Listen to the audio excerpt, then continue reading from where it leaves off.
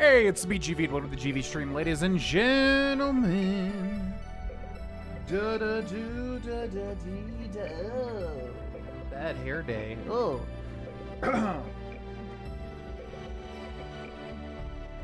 What's up, folks? Yeah, what's up, Dak? We are live back again playing some Bloodborne. Originally, I had said we might do KOTOR 2 today or... Resident Evil Requiem. However, I got some news today, and I honestly don't know if we can do like a whole big playthrough right now.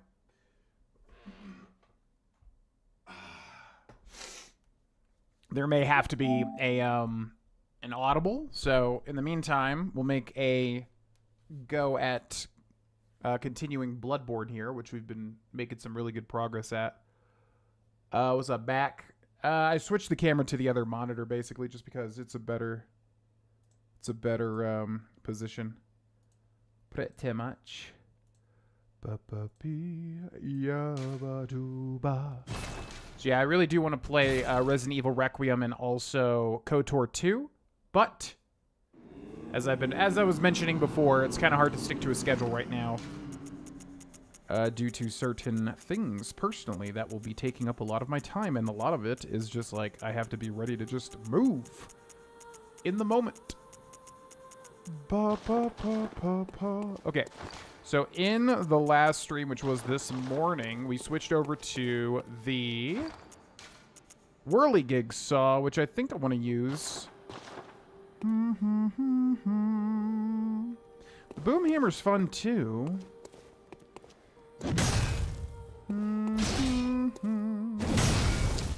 Man, I do like the boom hammer, but you know what? Honestly, it's been enough time. Let's switch back to the whirligig. And then we're going to go ahead and upgrade it too, if we can.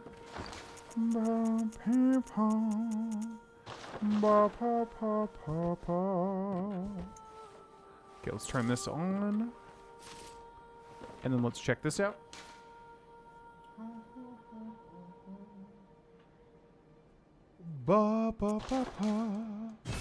Okay, we're gonna repair that. Blood gem fortification. Let's check here. There's no gems set on this one, right? The saw cleaver. Ludwig's holy blade. Take that off. Take that off. Take that off. Then go to fortify weapon. Then whirligig saw. We need 3 bloodstone shards. We got 45. We need 5. We need 8. We need 3. We need 5. We need 8. We need 3 chunks. We need 1 more chunk. What's up, Crash? I do remember you. Yes, indeed. Yeah, usually if anybody was a big part of the chat at any point in time, I usually remember. Sometimes people are like, do you remember me from like years and years and years and years and years ago? And I'm like, if we haven't talked in 1,000 years, and if you didn't talk all that much to begin with, probably not. Oh, can we wield the Evelyn too? Wait a second. We need 18 blood tinge. Could be worth it.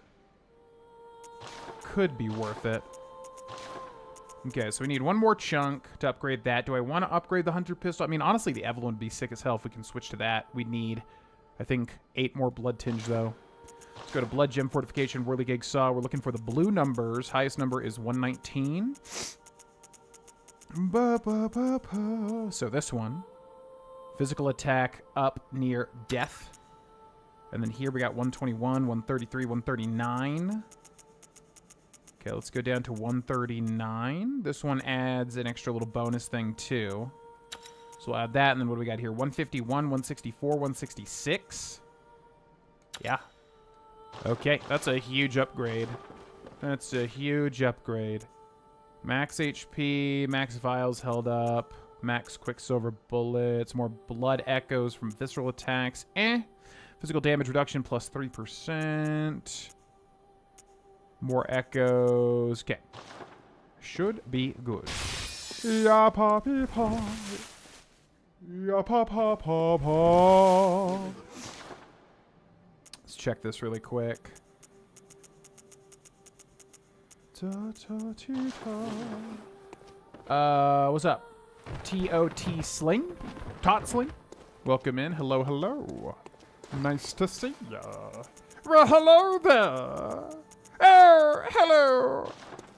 I think we need more Welcome. What is blood echoes to very level up, well. right? Let me... What do we need? Oh, we can actually level up. Okay. So yeah, if we get blood tinge to 18, we can wield the Evelyn. Does it matter? Not really. Hunter's pistol is fine throughout the entire thing. But it's kind of cool. Yeah. I'm going to try to get it up to that. Farewell, good may you. Bye. Okay. So, in this morning's stream, we got a couple of DLC weapons, including the Whirligig Saw here. Probably one of the coolest weapons ever in a Soulsborne game. So now we did the Amygdala boss fight. Is it just Yahar'gul? Let me take a look at the boss list real quick.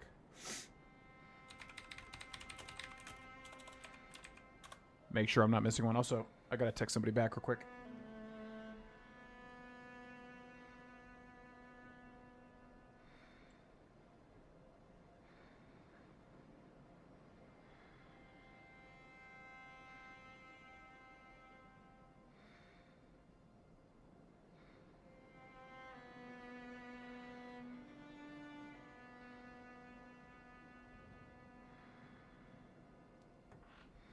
Okay.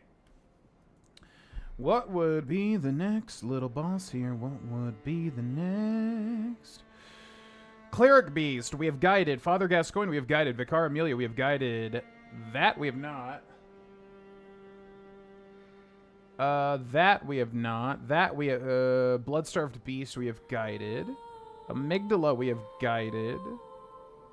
Shadow of Yarnum, we have guided. Rom the Vacuous Spider, we have guided. Witch of Hemwick, we have guided. Martyr Logarius, Dark Beast Parl, both have been guided. DLC, not yet. Those two are the final bosses, so yeah, it looks like it's gonna be...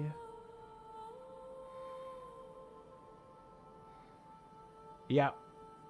Wait, how does that work? Forgetting the order here. Yeah, so there is one more optional location, but I think even if we can access it now, it's going to destroy me. So I do think we go to Yahar'gul next. I think Yahar'gul is up next. Yahar'gul Unseen Village. Let's go.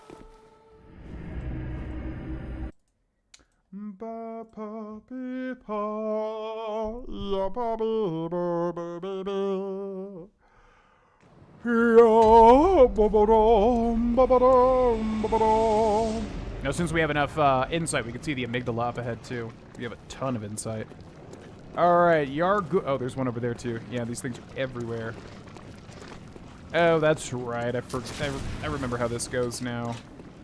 Okay, Yahar'gul is a step up in terms of difficulty. Also, we can upgrade this thing again now with that chunk. So we got to be careful. Things are going to get really scary from here on out now. Literally and physically. What the actual hell? That was so much damage. Not cool, buddy. Now you're going to get chainsawed.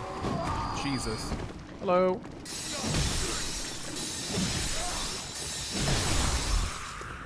Okay, so the deal with these guys, they're glowing red, is that they're going to get resuscitated by a bell woman. There's basically a bell woman that if you don't kill them, they will revive all these dudes that kind of like pop with a really harsh sound when they die. They will come back if you don't kill the bell woman. Although he didn't come back, so maybe not this particular guy. Maybe not him. But now there's an amygdala shooting a laser beam, and we gotta make sure we don't get hit by the laser beam right here. You little punk.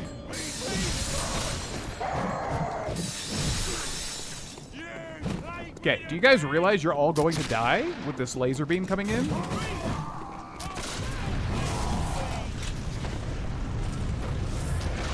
Oh, he tried to grab us. Weird. Okay. Things are about to get crazy here. So, bell ringing woman here. Hi. Yeah!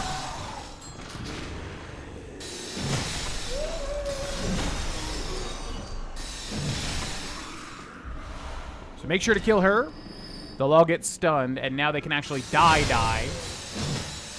Otherwise, they don't really die. Okay, we can just pop that sucker open. What does this say? The Mensis ritual must be stopped, lest we all become beasts. Hi, give me 1 second. I'll be with you shortly. Bolt Damp Blood Gem. I think that gives our weapon Bolt. I'll take that. Thank you.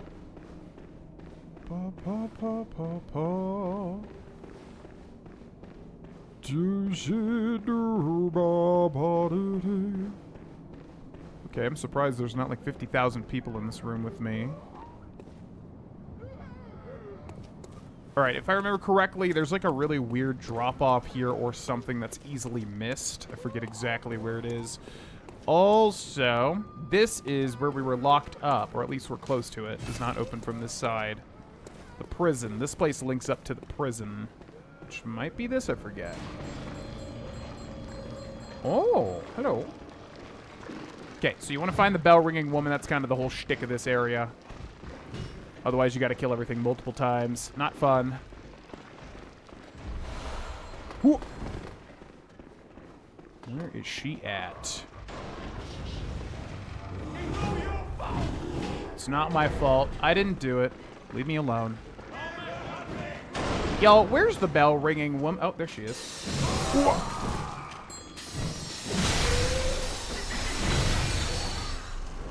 Okay, good.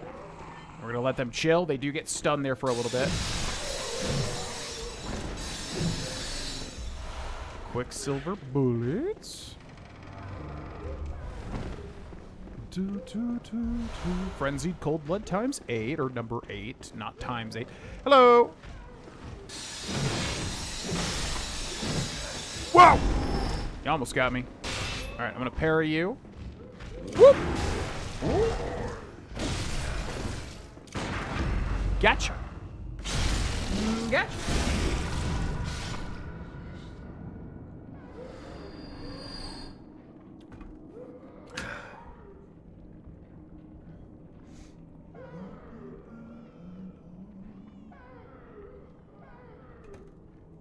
Okay. Blood vial. Let's open up this. Is this where we literally just were? Yeah.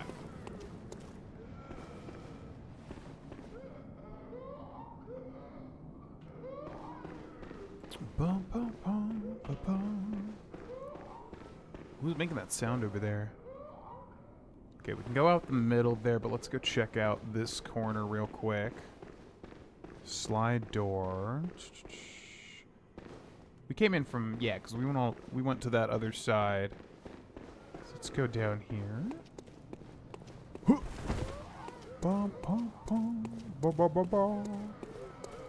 Yeah, there's like a weird drop-off right here, I remember. Something super easily missable. Okay, hello! Hi! Yeah! Okay. Oh my god! I dare them to turn this corner.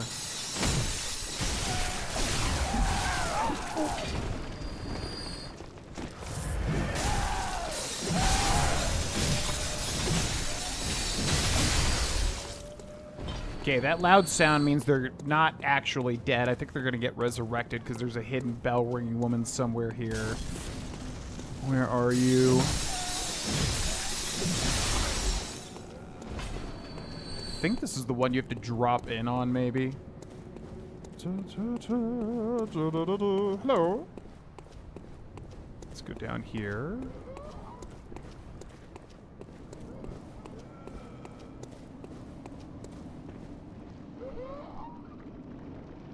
Yeah, I think she's in the cage there, or she's like up at the top. So I think we want to drop in from above here.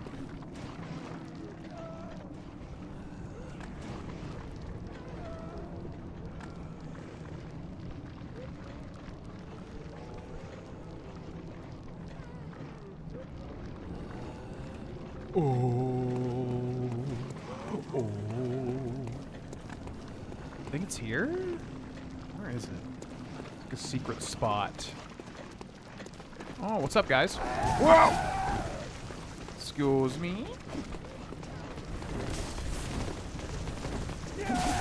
No thanks. You see, if I kill you guys, you're just gonna come back. It doesn't really matter. Oh my god.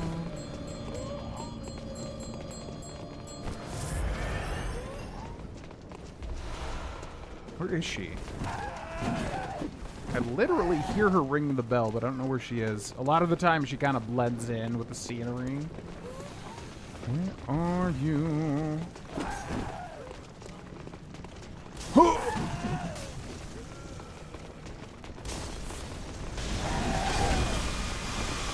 Oh, God. Man.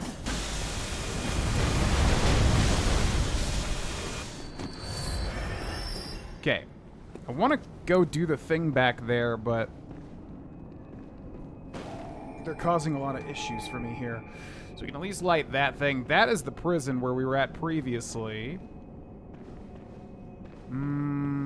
So we lit it, so that's good.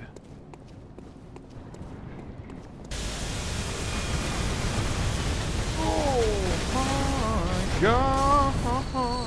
You guys are focused on me as a literal gigantic alien thing, just blasting you all with lasers. Okay, here it is. This right here. Oh, okay. Kind of missed a drop there. You drop down there, but I think it's here where we want to go. Yep, there you are. This one's super well hidden.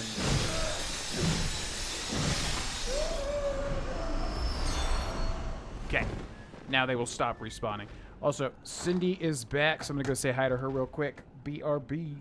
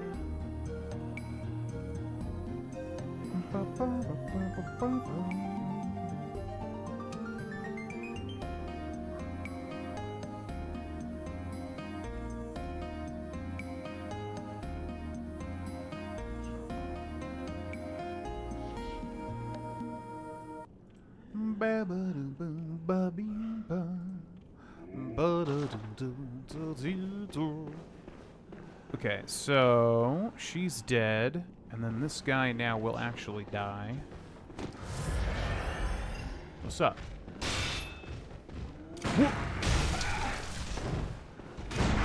Man, I am off with my timing. Come on. Come on.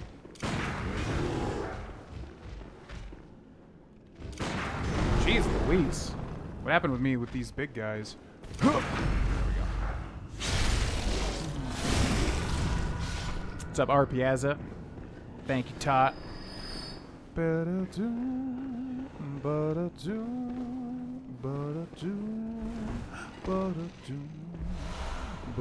Oh, that's where you get that key. Okay, so that accesses the other secret zone where there is a relatively easy boss. You can honestly probably beat it with the power of the weapon that we have right now.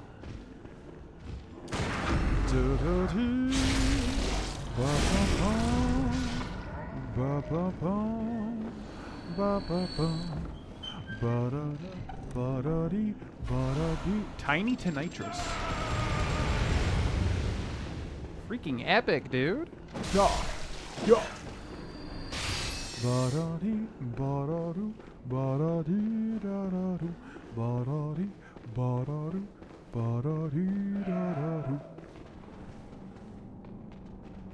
Screaming up above.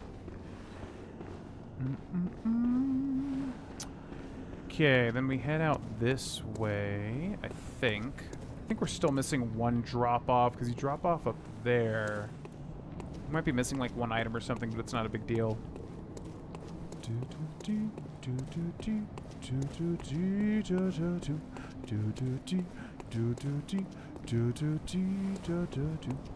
Where do you go from here? I'm forgetting. So you see that guy, I think... Oh, yeah, that's right. You go back to the lantern. Whoa, look at you go.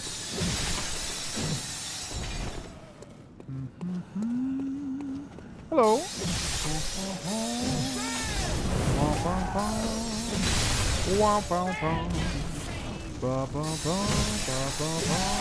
Whoa!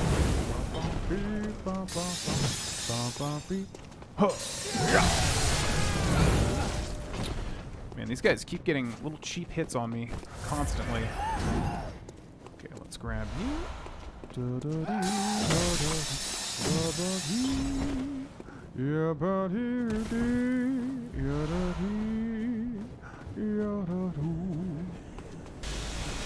Oh!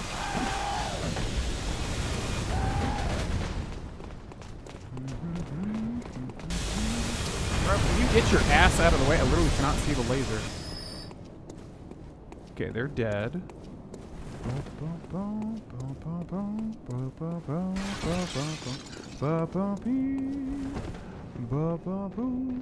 Okay, do we want to go back? We kind of took a beating there just a little bit, and the next part is pretty annoying. Also, we could probably level up once. So yeah, I think we head back here. And then we pop back in.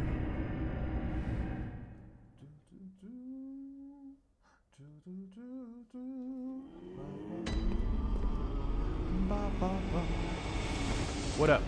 Welcome. What is... Very well. Let me... Okay, blood tinge up to 18, so we can wield the Evelyn. Farewell.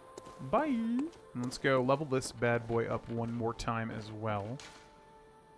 Fortify a weapon, the whirligig saw plus 7. We need 7 more bloodstone chunks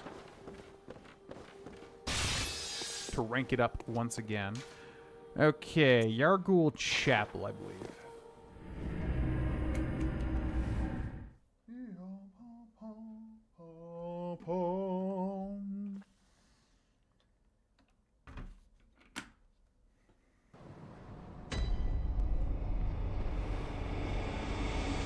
Oh, I did not see you. Hi, yo!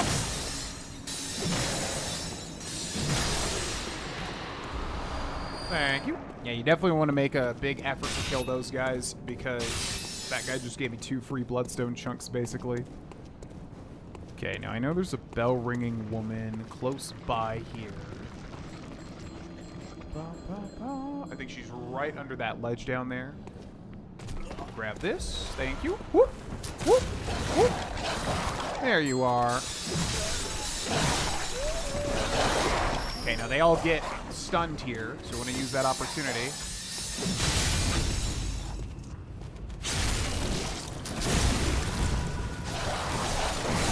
Oh my god! My entire health bar just gone.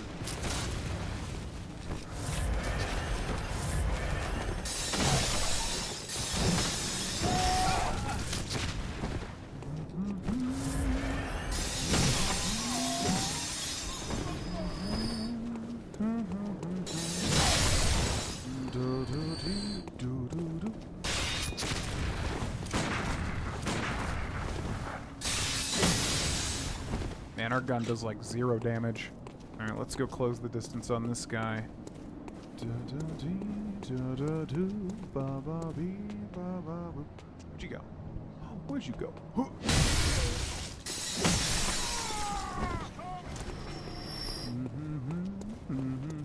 Hello? Whoop!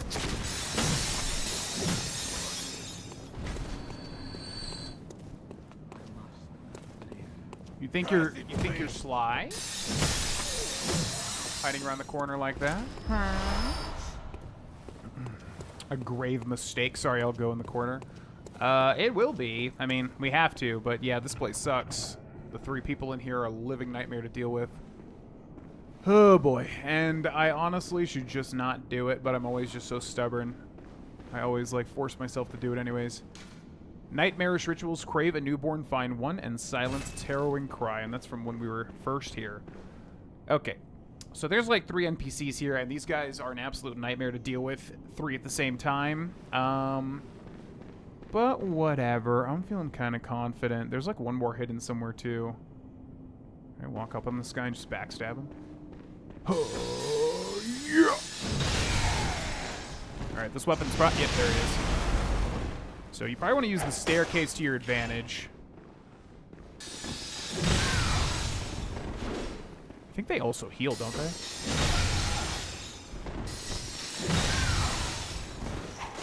Okay, so far so good.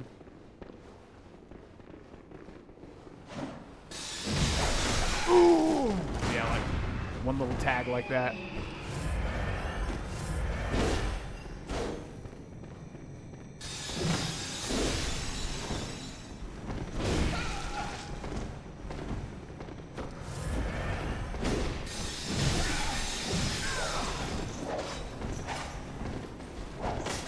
Okay, come on down here, gentlemen.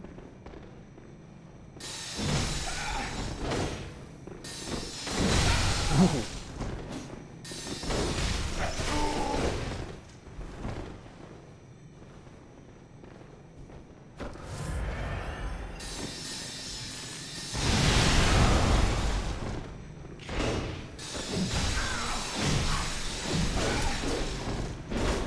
It's like you get such a good little combo going, but then they mess you up.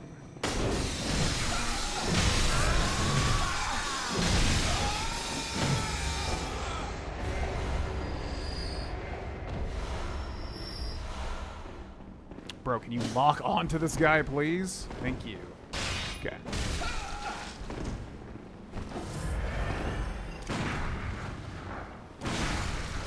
Come on, man.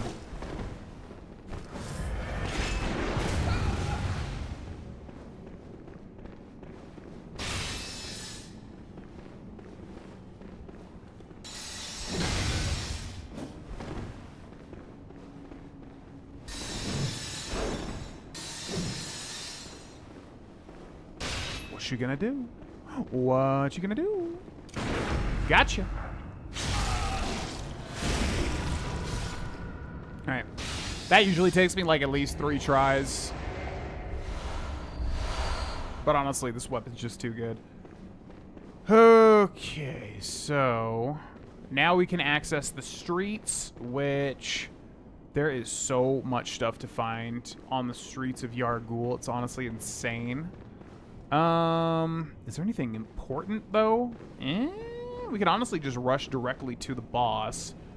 I'm trying to remember if there's, like, anything super-duper worth it or not. Actually, let's go back over here. There might be an item behind these pillars. No. Okay. Do-do-do. Do-do-do. Ba-ba-bee. Ba-ba-boo. Ba-ba-boo. Ba-ba-boo. Okay, those things are nightmares to deal with. We're going to have to be careful here because they shoot you with, like, these little sniper shots. Whoa!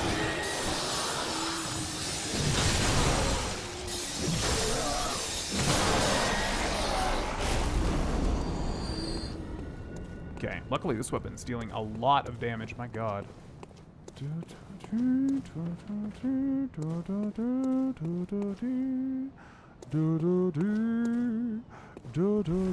Does this happen immediately? I feel like, because the first time you come here, this door is locked, but I think now it's open, so I think there's one more leg before we get to the boss fight proper. Where does this go? It's just not a door you can interact with.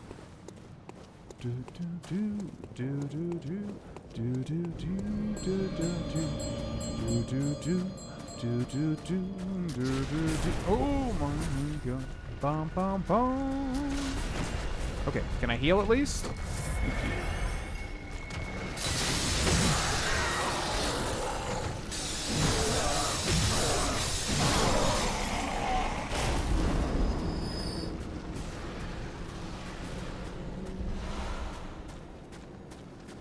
Okay, someone's shooting me up here. I don't know where they are, though. Oh. You like shooting guns, huh?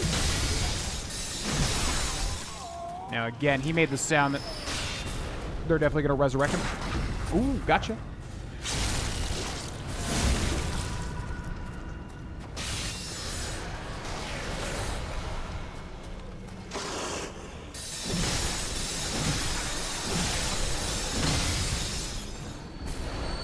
Now, that guy doesn't resurrect for some weird reason. Hey, what's up, Jana? Welcome in. Hello, hello. This thing teleports you. I don't know if we want to use that, though. This place is an insane place to explore. Oh, look at you, bell ringing.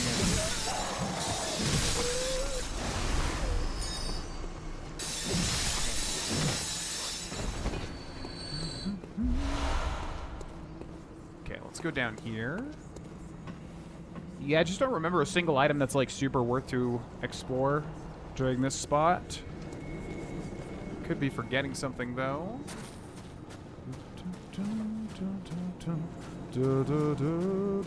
What's up, Pestilent? Welcome in. Alright, now here's the boss. This one's weird. This one's like 50% of the time I do it first try, no problems whatsoever. And then the other 50% of the time, it gets really, really annoying. So we might be able to guide him immediately, but I should definitely look up and see if there's any tips I'm missing.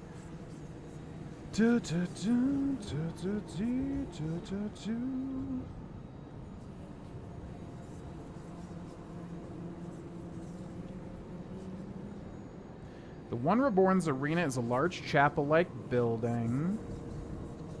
6 bell-ringing women. Yep, gotta kill all of them. Due to the nature of this fight, killing the bell-ringing woman first is advised.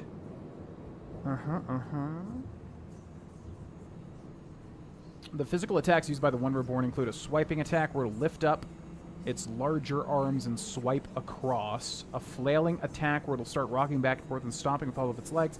A headbutt, which it might use if the players are on the 2nd level. Lift up its body and start spewing a stream of acid. The arcane attacks it uses are all projectile attacks, the first one being shown by the humanoid figure on top of it reaching forward with a glowing finger or by a large red ball appearing over its head. This is a projectile of body parts. The next attack will cause body parts to rain down. AoE, where the area around it will start to glow red and it will shriek to actually deal the damage. Any weapon with fire or bolt will work. Flame sprayer. When he starts spewing acid, move up the stairs.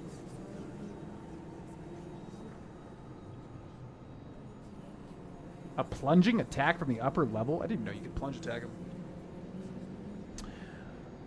Visceral attack is possible if the boss is brought down. The humanoid on top is where the attack for that. The boss has 3 lock-on points. Avoid the projectiles by dodging back. Attack him on the side. The boss will inflict a low amount of damage with his legs using kicks and stomps.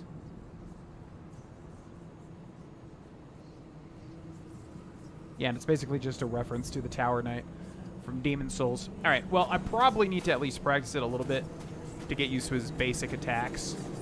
So let's go.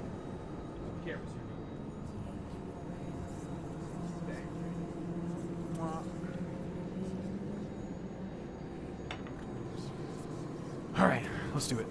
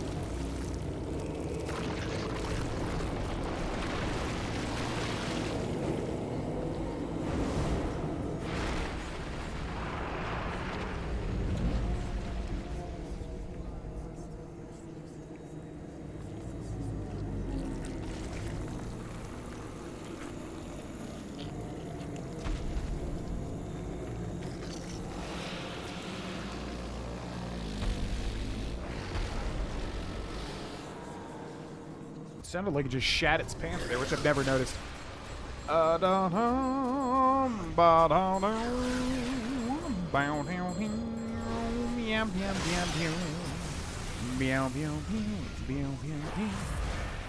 Okay, so first step, yeah, it's very much like the Tower Knight from Demon Souls.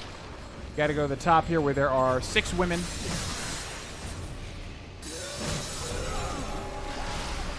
My actual god. I've never seen him that aggressive before.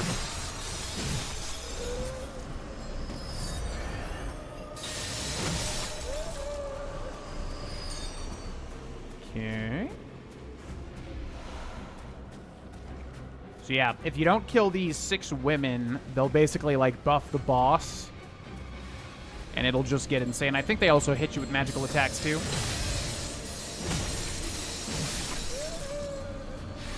Oh, look at that! Oh, he comes up here. Oh, that's so cool. Hi-ya!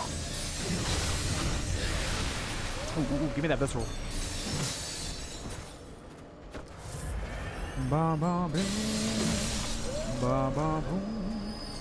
Okay, now we can fight him one-on-one. If I remember correctly, you can shoot him, right? And then it does a thing? Yeah, I think so. Alright, what's up, buddy? Resident Evil-ass boss. Whoa. Excuse me?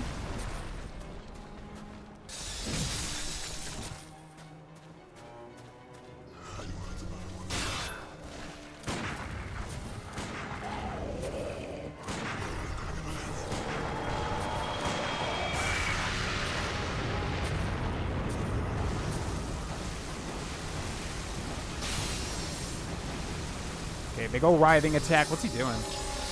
Oh, the bodies. Yeah. Okay.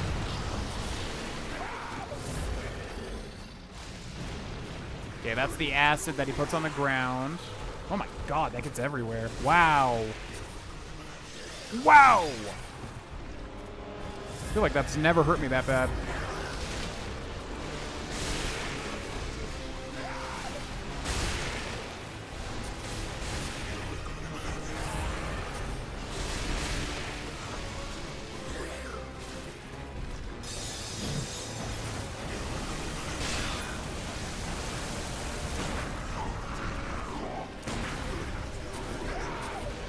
pretty sure you can stagger him if he... Oh, my God.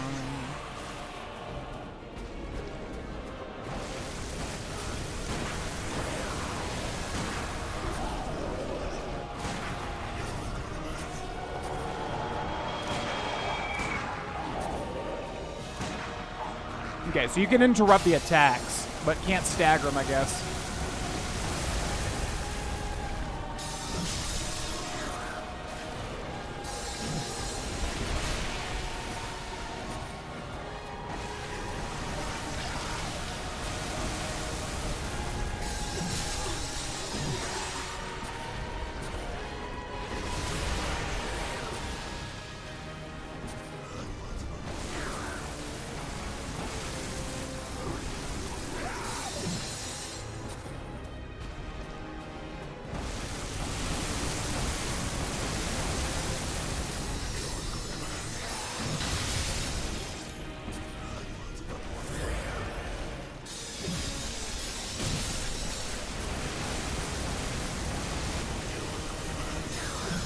Ooh.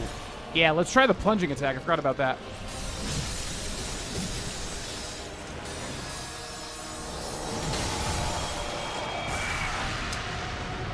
Ba ba ba ba. Ba ba. Ba ba ba ba. Ba ba. Ba ba ba ba.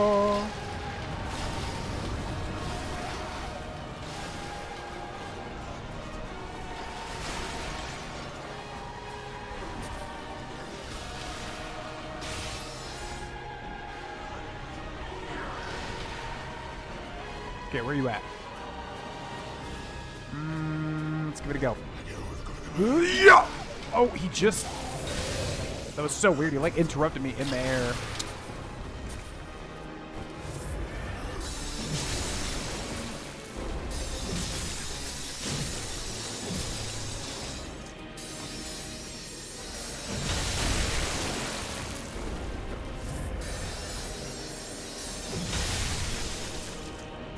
Can you visceral him while he's down like that?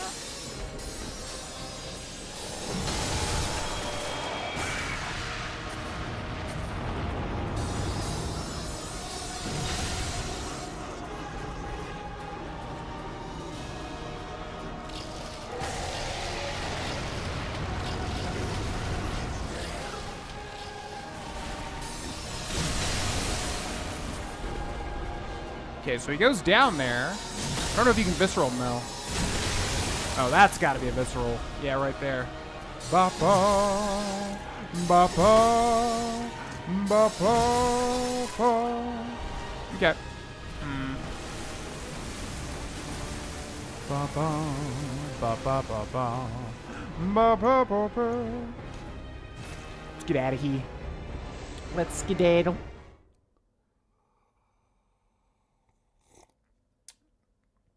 Yo, Marlo. 1, 2, 3, 4, 5, and 6. Man, I wish I could tell if people like watching the streams became members or not, since we're doing the bean thing.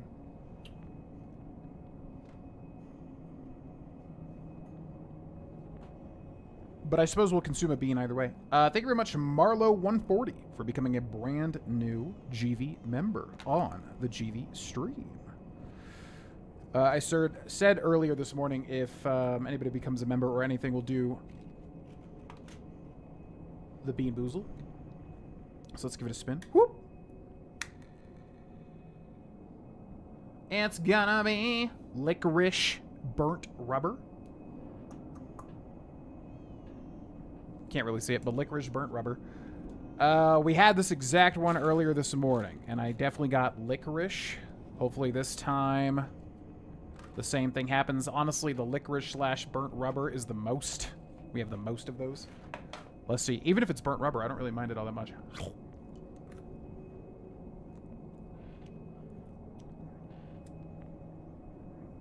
Immediate taste of burnt rubber, yeah. Yep, that's rubber, all right. You know, I remember this one, though. It kind of tastes good in a really weird way. It's almost got like a smokiness to it, like barbecue, which somehow makes it okay. It's kind of odd. Thanks so much, Marlo. Enjoy the membership perks.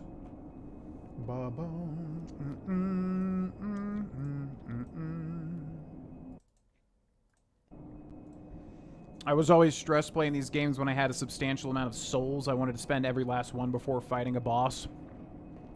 Yeah, that's usually how I play. I think in this day and age, since I've played this enough, it's like, you kind of realize, like, even if you die, there's ways to get a lot of your souls back.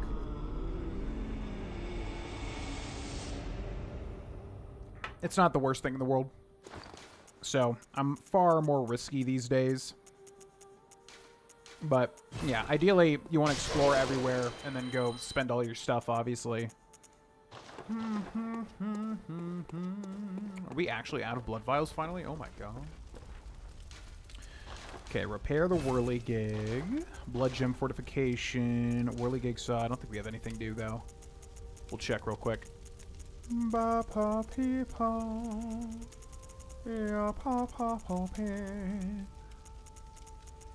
Oh yeah, that's right. We got that bolt gem, though, which I don't think covers this spot. Okay, fortify a weapon. Whirligig saw. We still need 5 more bloodstone chunks. Evelyn, we still need 18 blood tinge to be able to wield. Did we get a new rune? I think we did. But I think it's a beast rune. Or claw mark. Oh, ups visceral attack 10%. Oh, that's pretty good, actually. More echoes from slain enemies. Yeah, honestly, that's probably... Well, whatever. It doesn't really matter all that much. Also, we have an absolute ton of insight here. Wait, what did this say? Oh, yeah, I always forget. This is the DLC headstone, because I think I usually do it in one fell swoop. Lead elixir. I mean, yeah, we need to spend this stuff. Sinister resonant bell. We'll never use it, but it's something. Nope. Beep. Ooh. Okay. And I guess we just buy blood vials now, honestly. 70? Yeah, sure. That's fine. Honestly, should level up, but whatever. Okay. Then, not there. Hypogean jail. That's interesting, because that light was not working. Yeah, I was going to say. Okay, so let's go to Yahar'gul Chapel.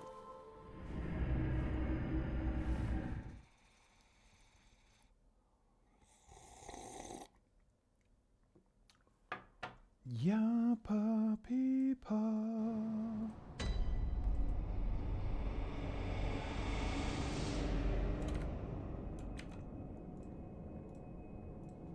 The One Reborn. I feel like I'm looking at a different resource than the one I was looking at. Yeah, here we go.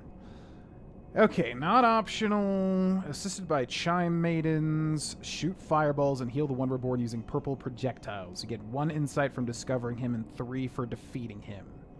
You can summon the Old Hunter, Defector, and Tall, the Church Pick Hunter. Okay.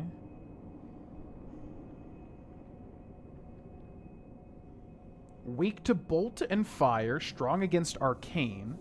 When at the 2nd level, the boss can perform the attack Swinging Corpses. Be sure to be paying attention to the One Reborn while attacking the casters. The corpse at the top, even while not collapsed, takes more... Wait, the corpse at the top, even while not collapsed, takes more damage from projectiles than the rest of its body. Magic deals arcane damage include Rain of Flesh, Vein Shot, Blast. To start the fight, go to the 2nd level to remove the casters. Yep. High damage can be dealt to the boss after it collapses. Strike the corpse protruding from the top of the boss while it's collapsed. Should you hear the torso caster on the back of the boss howl as he channels, back off. It's about to do an AoE attack. Yeah. Boss stops and appears to vomit. Move away immediately. You'll avoid the flood of vomit. Fighting him alongside his side between his legs is a recommended approach. Stay closer to the back of him to avoid the burst damage spell his raised head can cast. Roll out when he starts thrashing around when your health is about half. Especially if the casters are still alive, it's a good idea to stay above half health when meleeing to avoid getting trampled. After you've struck the boss with a combo, he may summon a rain of body parts which attracts you, backstep, or dodge until the attack stops. Adopt a hit-and-run tactic. The fireballs only do menial damage. Like amygdala, the larger limbs at either end can be weakened and broken. Focus one, yeah. So this is absolutely a break the limbs type boss, which I don't know why I don't go that route, because honestly, that's super effective here.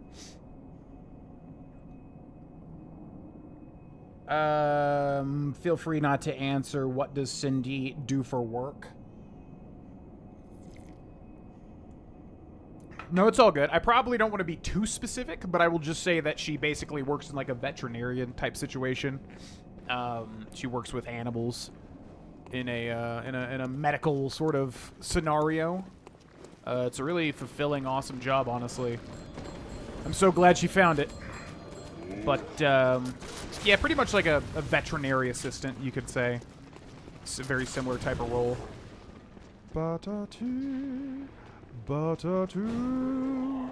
Okay, so let's practice him one more time. I want to get good at breaking his legs to see how much damage output we're doing.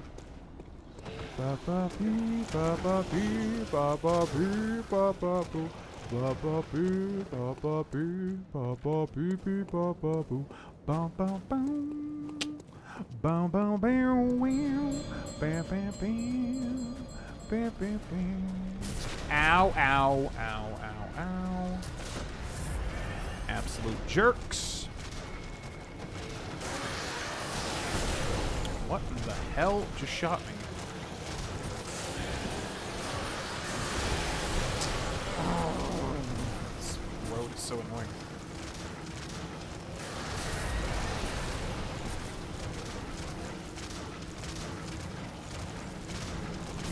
Bro.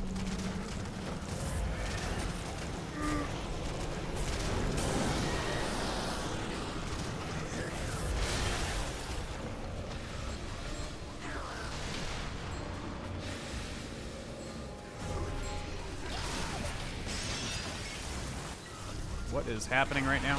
Excuse me.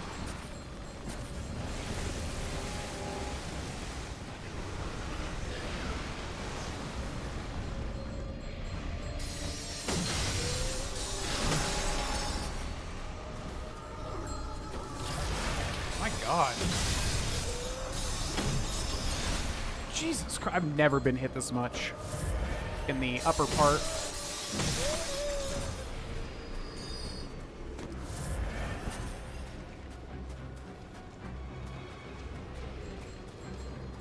Bum bum bum bum bum bum bum bum bum bum bum bum bum bum bum bum.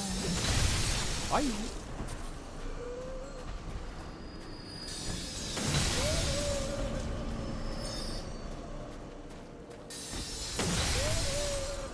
See ya. I don't know if plunging attack is worth it, honestly. You take a lot of falling damage. Alright, so now we break his legs.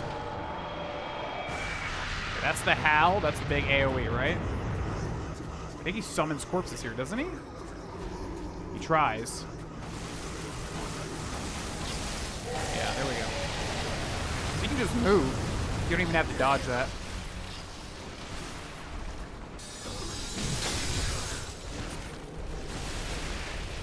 Is he vomiting?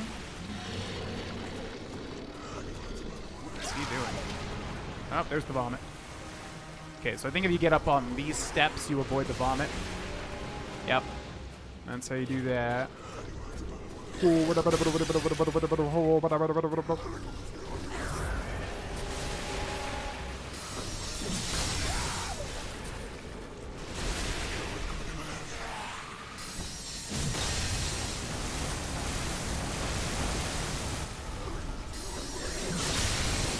that's one leg broken. Ooh, then we can hit the back like this. Oh yeah, big damage. Ooh. Oh, yeah. That's how you do that.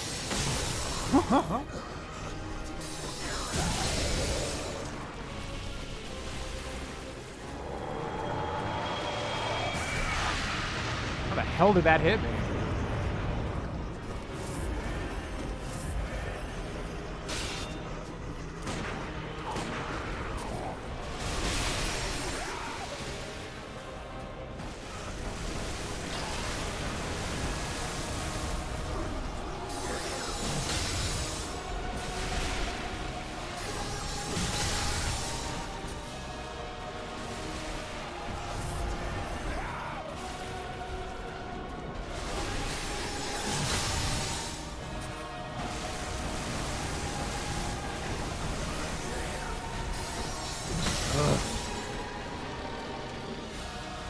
That's the vomit. Okay. Ba ba ba ba ba ba ba.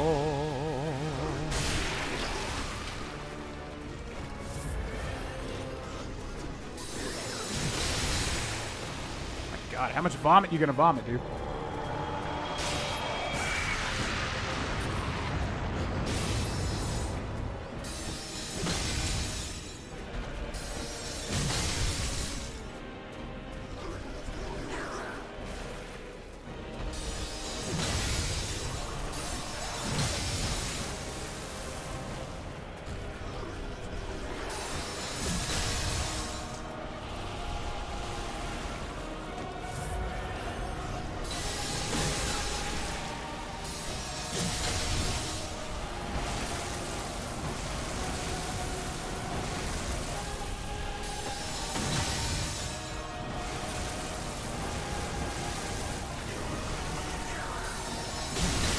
There we go. Baha, yaha, yaha, yaha.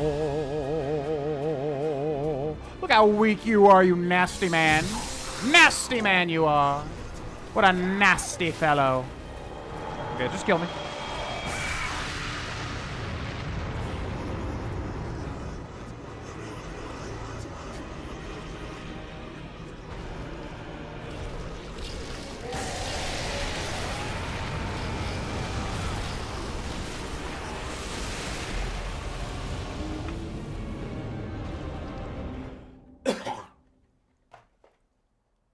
Yo, yo. Yeah, it's honestly a great job for her. In my opinion. I think it perfectly fits. She is extremely good with animals. With your voice acting work, do you think you could do Bloodborne enemy screams? 1000%. Monster voices and shrieks and stuff like that are one of my specialities, I would say.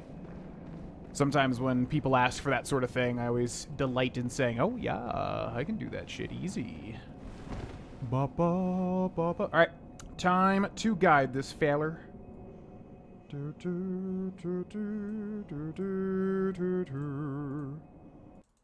right, so we're going to be guiding. I will return to the streaming mode in just a second.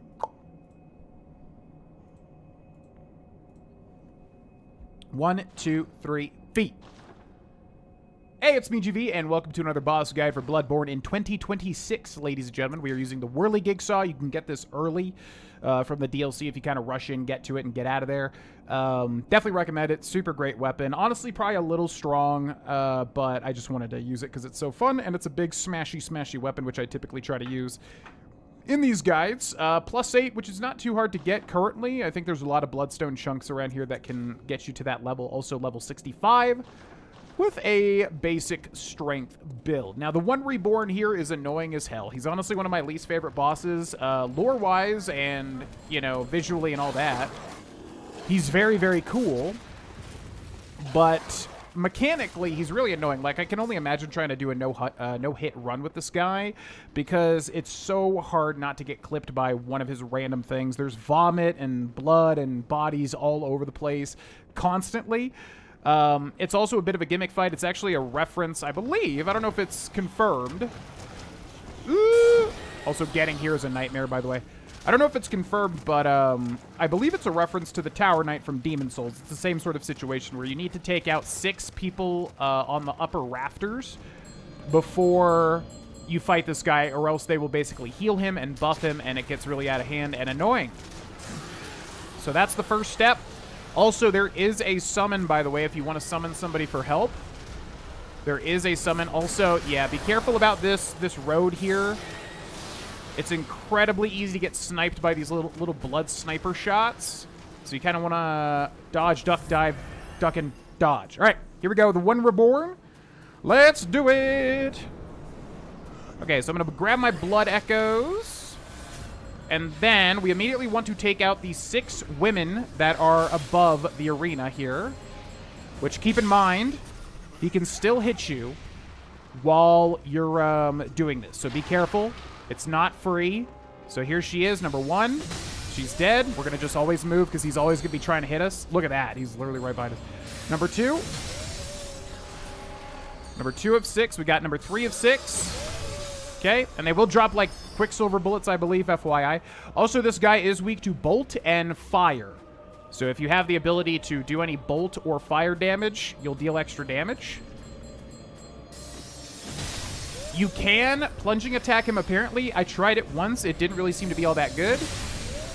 If you want to do that strategy, feel free. I'm sure you can make something happen. And now, here we go. He's also strong to Arcane because he does a lot of Arcane. Now, my general strategy here is going to be to break his limbs. I think right there he's summoning bodies now that'll fall on us. If we just keep moving, we'll be totally fine. Okay, just got to watch out for its slam attacks. Yeah, so see, he's going to summon bodies. We're just going to keep moving. I'm not even sprinting. We don't even get hit. It's fine. Now, I'm going to be going for his legs here. I want to break his limbs is what I'm attempting to do. That did land good. But the thing is, you always got to be moving. He will constantly attack. It's really annoying. Oof. And he's also, like, way more harder to hit than you would think as well. It's actually incredibly annoying. So, kind of like Amygdala, we're just giving him space here, and once he stops freaking out, then we want to go for this body here. As soon as you knock him down, attack this body with everything that you have, he will take extra damage. And yeah, we're basically just trying to break the limbs, rinse and repeat. And unfortunately, this guy just constantly attacks all of the time. So good hits on his limbs here. You want to go for the big limbs, by the way. The smaller limbs don't really break. Okay, another one here. There we go. Beautiful. Now he's going to crumble, and we're going to go for the body here, just like this. This guy takes massive damage, but he will also try to stop you by attacking you as well. Okay, so now I'm going to look at this guy. I'm going to go to one-handed and shoot him. Or try to at the very least. Come on. Doesn't want to do it. That's fine. All right, so he's going to summon corpses. We're just going to keep moving. Just like this. Beautiful. You're beautiful. And now we're going to wait for him to just chill for a second so I can hit his limbs with my whirligig saw here. Okay, down he goes. Walk up. Make sure you actually land the hits because, as you can see, he just keeps moving. It's so annoying. All right, I'm going to heal here. Okay, walk towards him. Try to break his limbs again. We're going to dodge when he slams down. Okay, watching for my moment to go in on him. Beautiful, big damage there. We're going to roll this. I'm going to heal just to be safe. I probably don't need to. And we're going to roll that. Okay, looking to hit his limbs still. I think he literally interrupted me there, which is so lame. Hiya! And yeah, as you can see, it's just such an annoying fight because he'll always be spawning crap on top of you. Okay, so I'm going to highlight this guy and try to shoot him with my gun. There we go. So we actually interrupted him there. Yep. Nice. Bam! All right, he's so close to dying here. Gonna hit him again. Okay, gonna heal just to be safe. 1 or 2 will do it. Down he goes. Beautiful! The prey hath been slaughtered. We get the yellow backbone and an absolute rain of blood. All right, relatively clean. That's why I don't like this boss, is because no matter how good you are at it, it just feels like you're always going to get hit no matter what. So again, to recap, there are 6 ladies up top, 3 on each side. You have to kill them, because if you don't, they will basically buff the boss and heal the boss and also shoot you with fireballs, I do believe. So immediately go up and kill them. Then you can plunge attack him if you want. I didn't really find it to be all that helpful. And yeah, if you have a big, strong weapon, any sort of hammer or smashing weapon, anything like that, you can just constantly cripple his legs and he will fall and collapse. And then the actual torso part takes more damage. You just want to lay into him. I didn't even use fire or bolt, which also deals extra damage there too. And then, yeah, the one thing we didn't see was that he'll vomit. He'll start to vomit onto the ground. When that happens, immediately run on top of these little steps like this, and you won't get hit by the vomit. Outside of that, the little torso is constantly casting magical spells. You basically just always want to keep moving, even when he does the big giant...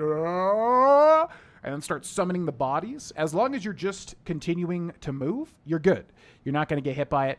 And then you just obviously want to roll his normal swipes and slams and stuff like that. But yeah, as you can see, it's really just breaking the legs and then dealing damage to the torso. Now, if you don't have like a breakage weapon, like something like the Blades of Mercy, you just want to get into his sides, cut him up a little bit, run out, rinse and repeat. And that way you can whittle down his health that way too. But hope that guide helped. Thanks so much for watching, and subscribe for more. I'll see you next time. Bye! Ba-ba, ba-ba, ba-ba, ba-ba.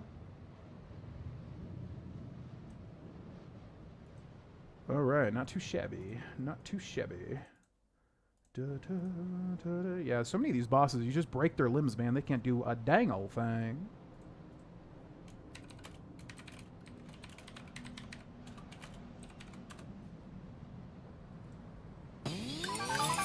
Yo. Mark. Clean. Thank you so much for the 10 Australian, I believe, right? Thank you, thank you, thank you. Very much appreciated. We'll do a Bean Boozled in your honor, Mr. Mark. Yeah, and to answer your question earlier a little bit better, yeah, monster voices, obviously not a lot of acting there, so those have been something I've always practiced, like, even back, like, when I first moved here to Colorado back in, like, 2015, I remember I would just do, like, shrieks to my friends all the time and stuff like that. I definitely pride myself on it, and there's been a couple of times where people have requested some sort of monster noise. It depends on the noise. I did a Frankenstein character once, and that wasn't really like a monster. It was more so just like doing the voice for it, but like monster shrieks, like a lot of the stuff in this game. Yeah, that stuff I can easily do. Okay, flick the thing. Whoop! Whoop! Come on, good flick. Flick that bean. There we go. That's going to be pomegranate and old bandage, but I don't think we have anymore. I think that's the one that we're out of. Yeah, I think there wasn't a lot of pomegranate slash old bandages in here, so let's spin it again. We haven't gotten a really bad one. Man, this one again? Juicy pear or booger? We haven't gotten like any of the other ones. This is so weird. I don't want to do that one again. Spin it. Okay, there we go. Oh, God, this one's going to be terrible. Wow, speaking of dead fish. Oh, my God, I went to the gym today. Man, oh man, you'll typically smell BO, right? Because that's a very common thing at the gym, or if you went to like gym in high school or whatever, you know, you smell the smell of BO all the time. It's just what happens. But somebody had BO in the dumbbell section, as well as rotten dead fish. I don't know what was happening. There was like a person to my like left here and then a person to my right. I don't know who it was, but somebody... Like, it's one thing to have BO. It's another thing for whatever was happening there. That was the worst smell I've ever smelled in a gym. Just FYI, in case anybody needed to know that. So, yeah, strawberry, banana, smoothie, or dead fish. I really hope it's the smoothie because I'm not going to lie. The dead fish is by far one of the worst here. Which one is this? Peach or bar? These are so hard to tell the difference a lot of the time.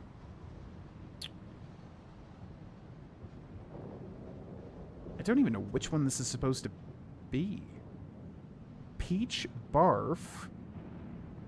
Yeah, the peach barf and the strawberry banana dead fish look so similar. So I think it's this? Wait, there's like a translucent one. The peach barf is the one that's translucent, but there's one that's like the same color that's not, and I'm trying to find one of those.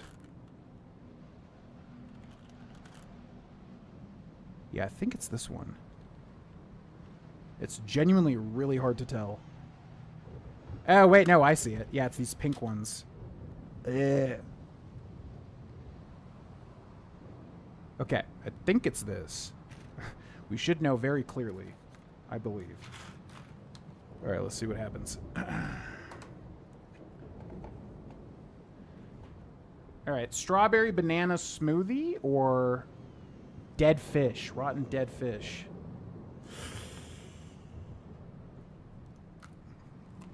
Oh! It's so bad.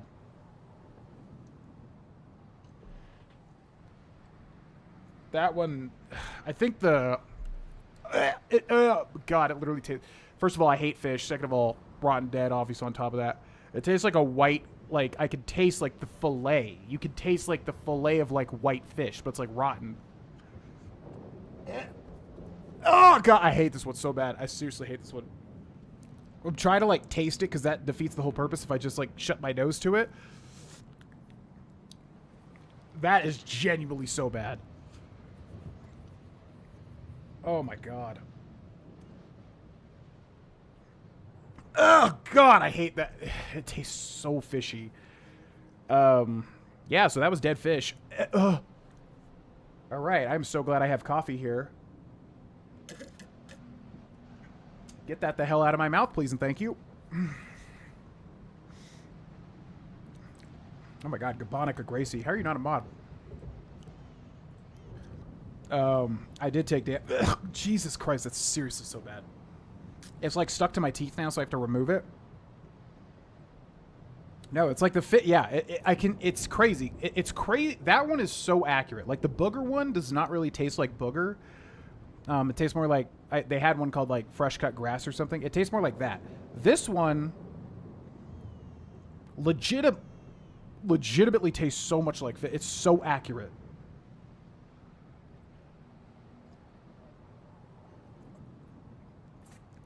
Oh my God. I think I used to think, because there's like a stinky sock. That one is also horrible. The liver and onions is also horrible. There's like a dish detergent. That one is terrible. I think I used to think like the dish detergent was the worst. That one is now easily the worst. Easily. Not even close. God, I really want this to be out of my mouth. Okay. Could you do that famous scream from every movie ever? Can't remember the name, but it's a famous scream if you know what I mean. Yeah, you're talking about the Wilhelm scream. I don't think I can. Like, it's always in my mind, and I can't, like, mimic it. It's really weird. It's such a specific sound. It's like, it's in my mind right now. I can hear it, but if I try to do it, I know it's not going to come out. Ah! Yeah, see, it doesn't sound close. It's such a weird... So many things. I think I'm a really good mimic. Like, so many things I can hear and I can immediately just do. But there's certain things that I can't. Like, the Wilhelm scream. I don't know what it is about that scream, but... Ah! Yeah, it's just, I can't do it. It's not there. If you had to choose and you were a decently strong, powerful being, would you rather live in a Dark Souls type world or a Fallout world? Oh, God. That's really bad either way. I mean, Fallout has, like, human darkness to it, you know, where, like, humans are just so messed up, and you don't really have a lot of the time to, like... Well, you said I was powerful, right? A decently strong, powerful being. I guess Dark Souls, then. Well, I don't know. Yeah, that's a tough one. Like, I don't like post-apocalypses, but Dark Souls is also so dark and, like, genuinely horrifying at points, too. That's a really tough one. I probably would give it to Dark Souls, but... It honestly is really close, just because there are really bad negatives for both of those, you know? Da-da-doo, da-da-doo, da-da-doo. Not a lot of cartwheels? No. Is it just me, or am I liking the soundtrack? The soundtrack for that fight is awesome. I was listening to it a bit too there. Yeah, I just put the camera basically on this monitor instead of this one, which I kind of like the angle better. And yeah, it doesn't drift so much all the time because it's closer to my computer, so it's not over here, which is why the cord drifts it, basically. Glass of fish oil a day is good for you. Yeah, tell me about it. I used to do omega-3 whatever pills, and it was so funny because it would call it burpless. Because the idea is that it's so nasty, you don't want to burp and, like, you know... you don't want to burp and then, like, taste the flavor coming back up, right? Well, it's just straight up a lie, because I would burp, and guess what? I would always taste it, no matter what. It was called burpless, and I would burp, and I would still... Not even burp, like, you know, you just whatever. You go throughout your day, and you would still taste that pill coming up. So, can't escape the fish no matter where I go.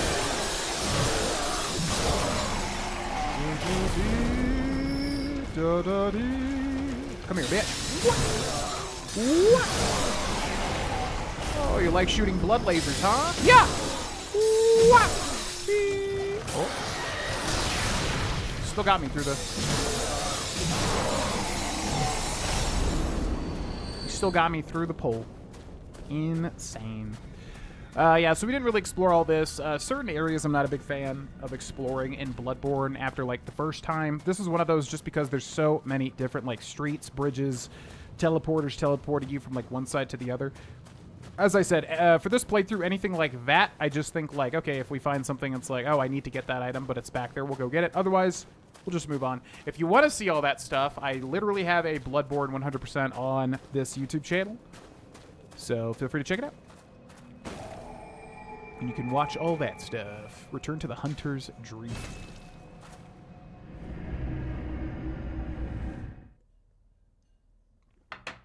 Ba-ba-bee.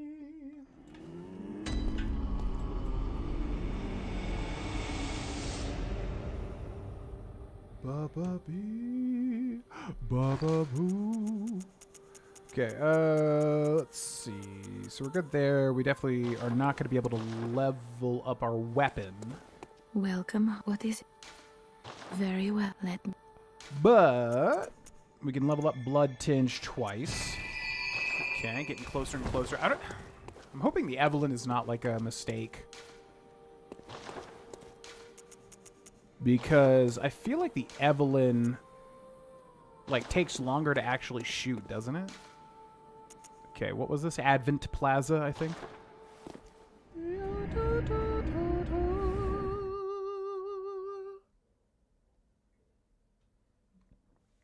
Oh, thank God for that coffee. There's still like little remnants of that fish, but like all I can taste is just the sugar. That's the bad thing too, is that they put like sugar in those jelly beans no matter what flavor it is. So not only are you getting rotten dead fish flavor, on top of that you're getting like a sugary component as well, which does not, fun fact, mix all that well. Hopefully that was the last one though, because that's like the last. It was hard to find that one and differentiate it from the other one, the peach or barf one. And also these Bean Boozled suck too, because it's like the ones that are good are genuinely so good. And there's been times where like, man, I really want like a sweet snack right now, and I'm like, oh, I got Bean Boozled, but there's literally no way to tell. You can't enjoy it ever, because you literally will not know if it's disgusting or not. Okay, so next part. This boss coming up is bizarre. Very weird. Kind of a gimmick fight. But let's inspect the mummy.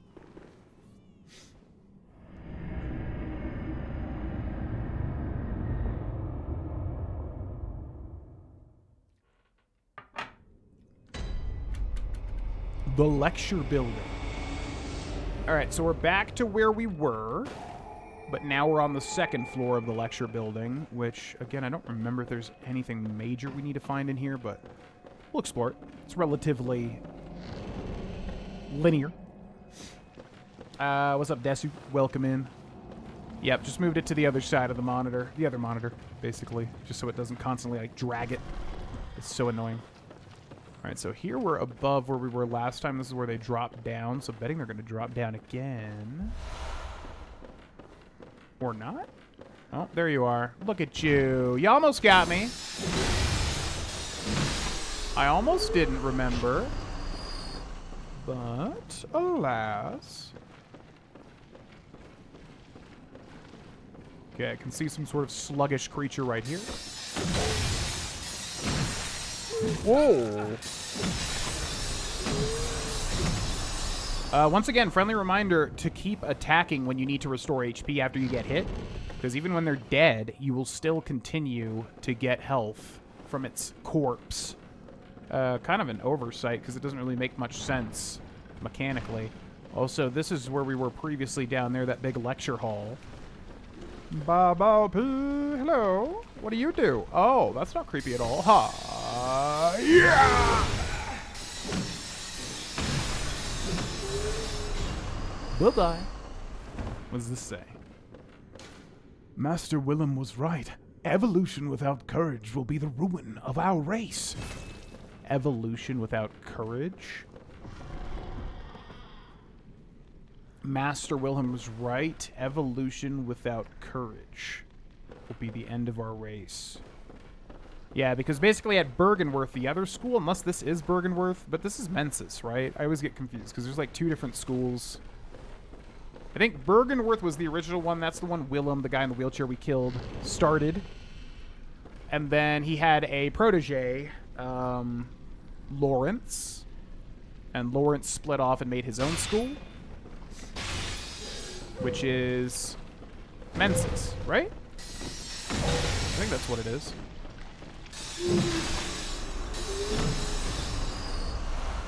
I am not the lore guy. Do we even want to explore this place? I don't think it's gonna matter too much. Whoa, I do not remember this guy being over here. What the hell? What's up, dude?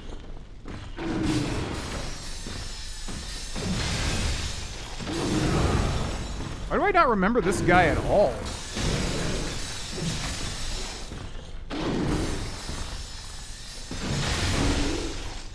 Okay, let's grind him up here in a second.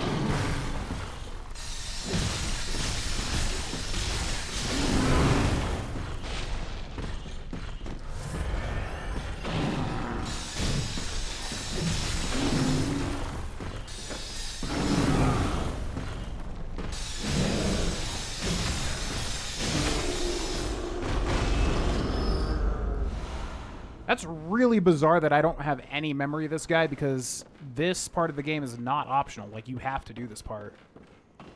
Why do I not remember that guy? I think it's because I usually just typically, like, run straight through. That's probably what it is, actually. Outside of the 100%, the last times we played this game were probably for Maveritt's, where we were just beating it in one sitting. So it would have made sense. I probably would have just zoomed past him, but... yeah, that's, like, a unique enemy, too. He's got, like, just 2 flaming fists. Let's open this. Ooh. What we go here? Communion room. Okay. Yeah, but oh, look at that guy up there, trying to bamboozle me. Let's do a backstep R2 and see how that works. Oh, wait. Oh, you're trying to bamboozle the previous floor. Okay, never mind.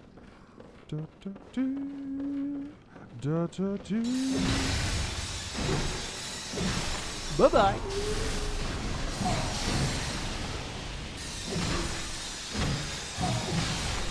Bye-bye. Bum, bum, bum.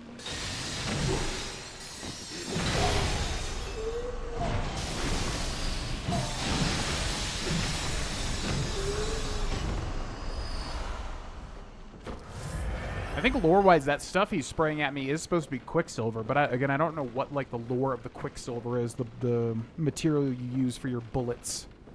But I think that's what that stuff is, because these guys drop Quicksilver bullets. Ha-ya! Ha-ya! Yeah! Whoa! Look at you surviving with 1 HP and getting a hit off, actually, too. Good for you. What's up, FTO? It's the Big G. Love what you do, man. Thanks for watching. It's the Big JB. Okay. I think that's everything. There was a shortcut to the bottom floor, but that doesn't really matter either.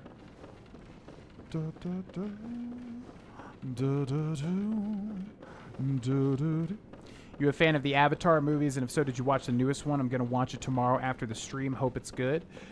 I'm kind of meh on them. I've never truly understood the, like, massive hype. I think it's just, like, they're literally so expensive that it's just kind of, like, you kind of have to watch it just because they're so expensive. I like them. I never have really loved them. I think the original Avatar was definitely a very cool, like, obviously visual thing for the time. Way of Water, I think I liked a lot. It was good, but I think overly long. And then kind of same thing with this one, Fire and Ash. It's really good, but it's like overly long. I feel like with specifically the second and third movies, they just need to kind of like edit a bit out of it, and then it would be much stronger. I did like it though. I definitely liked the film, and Una Chaplin, who plays what's her face from Game of Thrones, Robb Stark's wife. She plays the Fire and Ash chieftain in this one, called Varank, right? And she was captivating. Unfortunately, I'm not going to spoil anything, but like, unfortunately, kind of what they did with her character, I really wish she was more of a presence, because when she's introduced, like, she kind of steals the whole show, which you can easily tell when you like look up discussion on the internet. But yeah, they didn't really use her. Like, they used her well for a bit, and then they kind of just forget about her. And I'm like, man, like, why not make her the big super bad? So I liked it a lot, but I just feel like with every Avatar film, there's just like a few things that's like, man, if they were just tinkered with, they'd be much stronger, you know? What up? Oh, this cannot be. You cannot be. Oh, but it is. No, you didn't. Lord Amygdala? Oh, how did this come to pass? Beg for life. Now, wait just a moment. Do you think ill of me? Me? I forget. Is this the typical thing where you have to forgive him? Isn't there something? There's one where you don't, but I don't remember. Nah, man. I've been meditating lately. I'm much more easygoing. You're fine for trying to kill me in every single game that you're in. Indeed. I should think not. I shared with you a thing most secret. Now you're witness to a miracle, and all the stronger for it. You should appreciate it if you've a grain of gratitude in you. Yes. Appreciate it.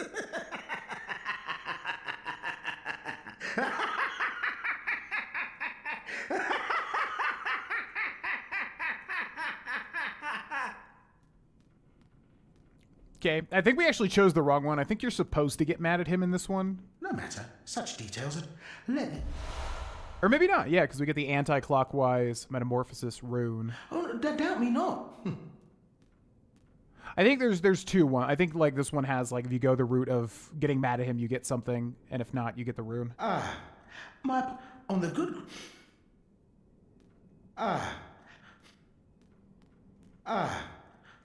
Oh, there's a really funny thing with this guy too.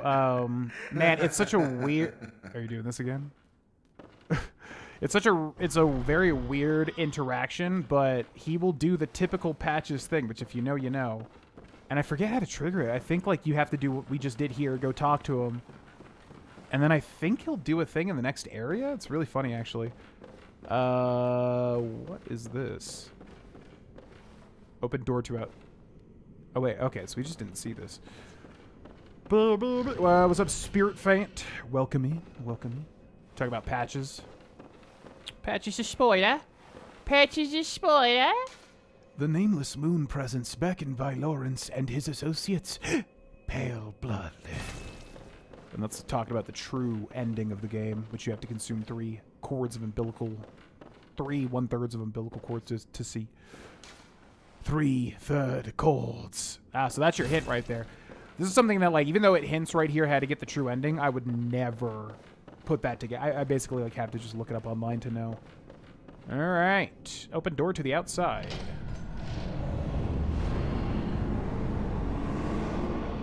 See, like, what's happening here? Why are we entering a lecture hall that seems to be in its own time and space, and then we, like... It's almost like a... It's almost like some sort of portal to, like, the other world. I don't know, man. I need to read up a synopsis of what the hell happens during this game. All right, the Nightmare of Mensis. The Nightmare of Mensis. From what I understand, it's like this is all an illusion, and we have to break the illusion to, like, get the world back to normal. I think that's what's happening. Hello? Back up a little bit. Go ahead, do your thing. Oh, that's so cool. Ow. Ow. Hold on. All right, hold on. That's quite enough. Thank you. Want to play this, but waiting for When I Can / the remake. Yeah, I mean, nobody still knows if it's gonna be... if they're gonna do anything with it, really. Just kind of weird. Because as I said, it would just print money. I've got to assume there's something in the works, but nobody knows for sure. Oh, this is so cool. Look at that. It's so cool. So yeah, there's a weird mechanic here now where basically there is a giant floating brain. We can't really see it, but there's a giant brain directly above my head. And when you see it, and when it glows like the eye of Sauron, you will slowly go crazy with the frenzy mechanic. And if the frenzy mechanic fills up, if the bar fills up, then you will take massive burst damage. So it's really annoying. It's really annoying. I think lore-wise, there are a few different dreamers vying for supremacy. Moon Presence, Eden, Mensis Nightmares, and other dream world. Okay, that's really cool. I'm surprised I don't, like, remember that. Because I did watch, like, Vati's videos on all this stuff way back in the day, but I must have just forgotten everything. That's actually a really cool idea. Yeah, so it's like a bunch of different dream worlds. And this one belongs to, like, a human, so I would imagine this one has to be one of the weaker ones. Da da da da da. Da da dee da. Yeah, oh, oh, oh.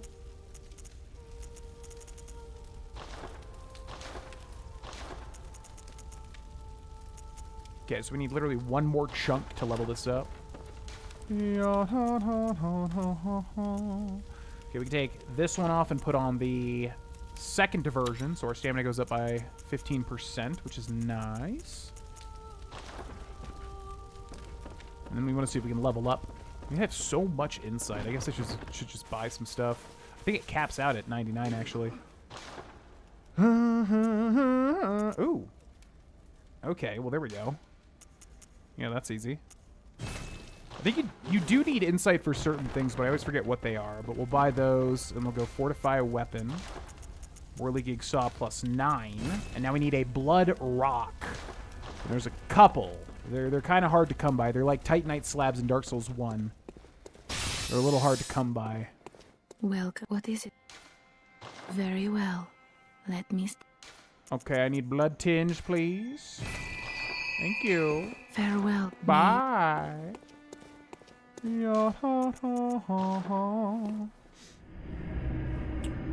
Remember to spend your insight. Having too much in this area will make you frenzy. Oh, yeah, that's what it is. Okay, we should go back and spend the rest of it. Yeah, I forget. It's such a weird mechanic. Because it's like, the more insight you have by exploring the world and discovering things, the harder the game gets, but not even really in a balanced way. Because, yeah, that's right. The more insight you have, the faster your frenzy bar fills up, and then it pops and hurts you. Which is really silly. It's like, why is that? I feel like the game should reward... Like, it should make it scarier, but you should get rewards for, like, discovering more stuff. Like, it should reveal more horrific things. Like, that'd be cool. So anyways, yeah, good point. So we should buy this. And then we are one off from being able to buy another one, so we'll just hold that. Whee! I just saw a write-up that Bandai greenlit a remake for Blue Point Studios, said yes, but Miyazaki FromSoft said no. Yeah, I saw that too. I saw the headline. Yep. I don't know. There has to be a reason. Like, Elden Ring is great, obviously, but the one world that really needs expanding upon is Bloodborne. Like, and again, it would just print money. There has to be a reason. There has to be some sort of copyright or rights issue or something, or it's already in the works and we just don't know, and they're going to release it, and they're going to be like, just kidding, here it is. Because it makes no sense. Everybody would buy it. Everybody would be hyped. It literally would just print the money. But I don't know. Anyways, I'm going to take a bathroom break. I will be back. Thanks for watching, everybody. Click.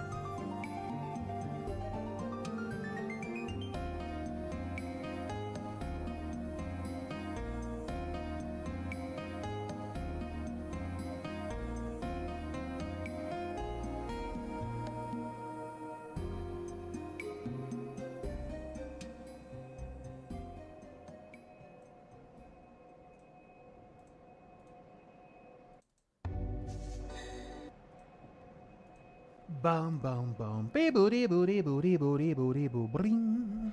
Be doody doody doody doody doody doody doo. Flavor wise, it makes sense. The more you learn of the Eldritch Horror, the more it will drive you insane. It's true, but it almost like hurts you for exploring and getting the wisdom items and whatever. You can pop those. I guess the way to balance it would be if the Insight Bath had more better things. Now it does with the chunks, but before that it's kind of like, I don't know. I didn't really need to buy anything, except for the papers. The papers are very helpful, but yeah, flavor-wise makes total sense. I just wish you had a way to offset it that felt better. What's up, Ghost Ninja? Did you ever play the Liza P DLC? No. I know nothing of it. I was considering going through and guiding it, even though obviously we're way behind on that. Yeah, I do want to play it eventually. The number one like Souls thing I'm looking forward to, which is why we're playing this, because I was like, oh yeah, let's do this and before it comes out, is the Tarnished edition of Elden Ring, which I really want to do a new playthrough of for Switch 2, and then guide like, ideally, like do 100% playthrough, basically guide like every single boss in the game. I really want to do that. Hopefully I will be able to with everything we got going on currently, IRL. But no, haven't played it, want to play it, don't know anything about it, haven't been spoiled for anything. Yep, Sony shut down Blue Point Studios, which I guess I just don't understand the video game industry, because, like, weren't all of their things massive successes, not only financially, but, like, the Demon Soul remake is amazing. I love it so much. It's, like, literally a perfect remake. It has so much weight and beauty to it. And, like, as far as I know, all their stuff, like, sold really well, and it's like, but nope, doesn't matter. Video game industry, so you just get shut down. Insane. The more you know and see, the more you see beyond the mortal veil that the mortal brain comprehend. Oh, yeah, totally. I mean, I get why it is the way that it is. I just kind of wish, I guess, that it was more skewed to, like, revealing the amygdalas and horrifying things as opposed to, like, hurting you gameplay-wise. Because all that stuff's great, but, like, having a lot of insight because you've explored everything and then, like, now you die faster with Frenzy doesn't feel as fun. I guess it's just, yeah, specifically the Frenzy stuff. Everything else I can deal with, but as we all know, the freaking winter lanterns in this game are horrible. And they directly tie to that. All right. Let's get it started in here. Ear. Yeah! Yeah! Yeah! Yeah! Whoop! Now, how are you going to roll into him? The one spot I needed you to not roll.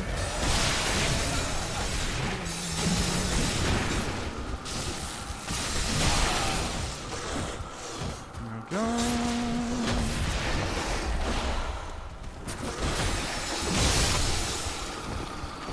We good? Oh, that's right, of course. And they got worms.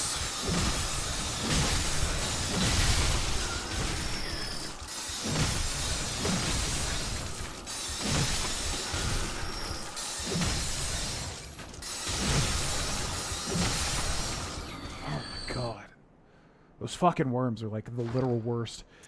Okay, so what we want to do now is we definitely want to put the sedative on our hot bar. The sedative will eradicate your frenzy bar, which is that bar up near the top. And then this is the shortcut, but I want to go over here. So yeah, it's really cool because that glowing thing up there, when you first play this game, like, you don't know what that is. It's just, like, basically killing you like the Eye of Sauron. Since when do they hide? I don't remember that. Whoa. Oh, God. Okay, hold on. Pop this.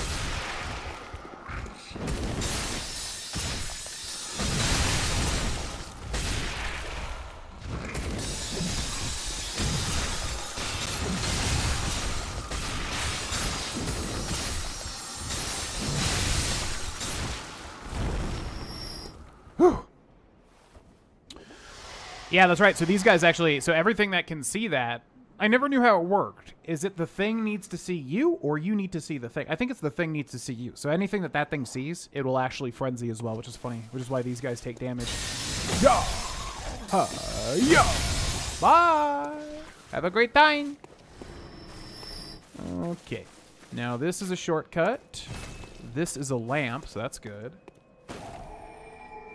By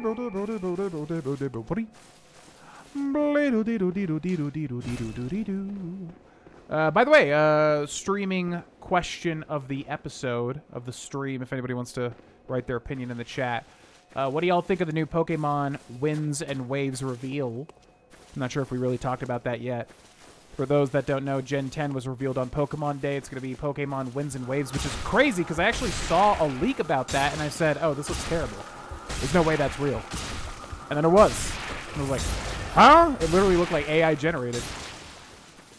But Winds and Waves, I don't know if it's been confirmed, but it looks to be like Southeast Asian. Like Indonesia, Malaysia, or whatever. Like one of those environments. Which is really interesting. Oh, God.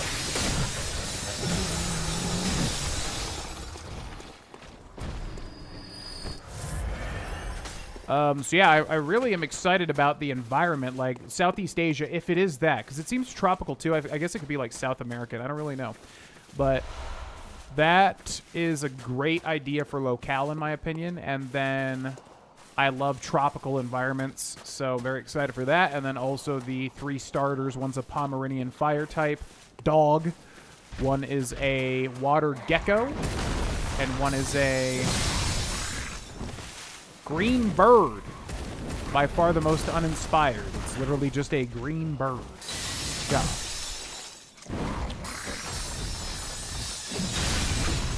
But, yeah. I think Sword and Shield is objectively just not great. And Scarlet and Violet was also okay. Mid in a lot of places. So this one I'm actually excited for. I think being on the Switch 2 and not having to be on the Switch 1 is better for everybody. Because based on what we can see from the graphics, they look way better than Scarlet. Like, Scarlet and Violet had no business looking as bad as it did. So actually using the Switch 2 hardware, it's looking good. I'm excited for it. The first time in a long time, man. Whoop! Ow. Yeah, try that again. I bet you won't. Try that one more time. I bet you won't do it.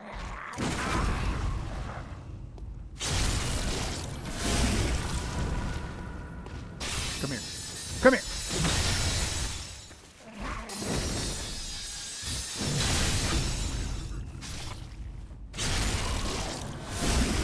Bye. Not expecting it to blow me away. I will say from what I've seen, there is definitely potential for it to blow me away. I did not feel that way with Sword and Shield, and with Scarlet and Violet, I kind of knew, like, okay, these are probably just going to be mid, whatever. This one, from what I can see, I'm like, okay, there's a chance. I don't know. It's been a very long time since the Pokemon Company has done anything that I've been like, whoa! So we'll see. But I'm getting excited. I'm also much more of a Pokemon fan now, though. It's weird. Like, I always was, but I think doing Nuzlocke kind of made me realize the genius of the battle system, which I didn't do Nuzlocke for a very long time. So, I don't know. It feels different now. Like, a much more... I think I always wrote it off as, like, a kid's game that I used to love. But now it's a thing of, like, there's genuinely, you know, a lot of good stuff with the battle system.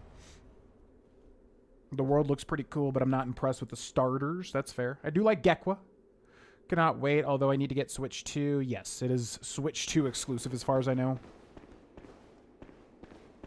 Swim underwater. Oh, that's right. Yeah, they're bringing back the diving, I think, has been soft confirmed, which is exciting. That was the thing. I love this. This right here. Man, Bloodborne just has so many cool, like, visages. You know, like, that is so cool. I love that. Like, look at that. Cindy, look at the stream if you're not.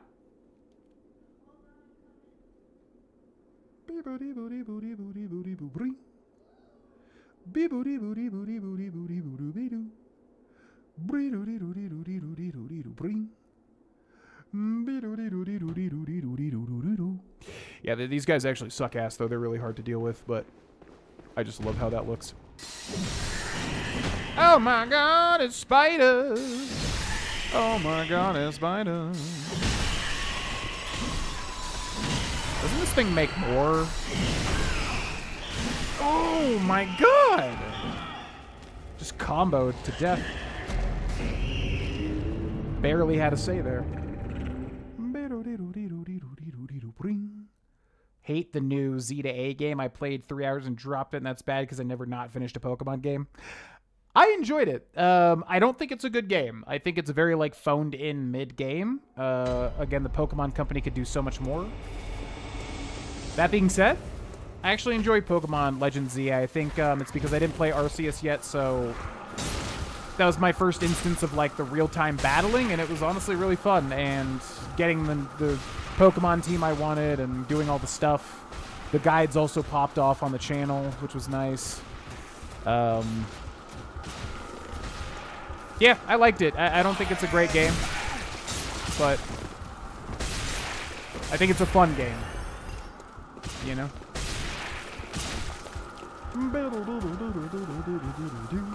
Takes the strategy out of Pokemon, which is my favorite thing about it. It definitely does, yeah, it takes a hit. I mean, that's why I liked it, because it was kind of a different version of that. But, yeah, you're absolutely right. I mean, I think Pokemon shines when it's doing the battle system where there's so many interlocking mechanics and stuff that can affect each other, you know? I actually don't know. Yeah, I don't know if they confirmed or what that, like, they're going to stick with the real-time battling or if they're going to go back to, like, turn-based. Because Scarlet and Violet was turn-based. Oh, my God.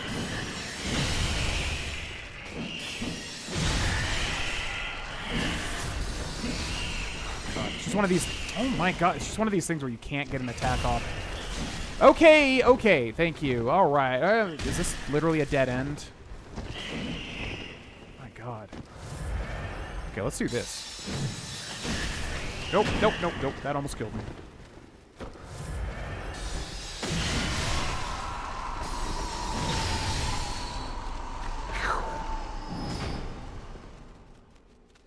I feel like something's still chasing me. Alright, now it's personal. I'm going to kill every last one of these spiders now. We actually hit him there. I'm going to kill every last one of you guys. What the... Oh, he's like down there. The big mama. Does the player character effectively have a lifelink, or is that only triggered to certain situations of Bloodborne? So yeah, it's a Bloodborne-specific mechanic. It's called Rally. So when you take damage, your health bar turns orange, and then if you keep attacking, you'll get the health back. And there are things that affect that, like to be faster and stuff like that, but that's inherent in the game. So it's really nice. It's a very specific thing to Bloodborne, and just a part of why Bloodborne really rewards aggression. Kind of needs to be a part of this game, honestly, so I'm glad it is. Hello? Oh, no. Oh, can I plunge attack you? That would be nice. Just come over here real quick. Come over here. I'll give you what's called a plunging attack. What? What did he just do?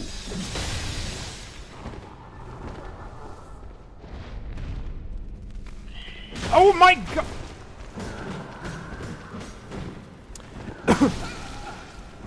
You know, I was literally thinking, I was like, I feel like he's summoning more spiders, and that's literally exactly what he did. Or she. It's probably a she. Oh, boy. Okay. Forgot about this guy, too. Okay! God! These fucking spiders. I'm tempted to just leave, but... I really want to kill them all now. They're really driving me crazy. Can you put bolt paper? No way. You can put fire paper? Oh, my God. Wow.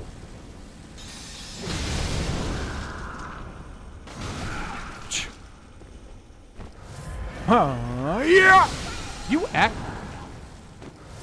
This thing is such a massive pain to deal with, man. Okay, we good? Thank you so much. Yeah, this is one of those things where it's like, okay, spiders, whatever, no big deal.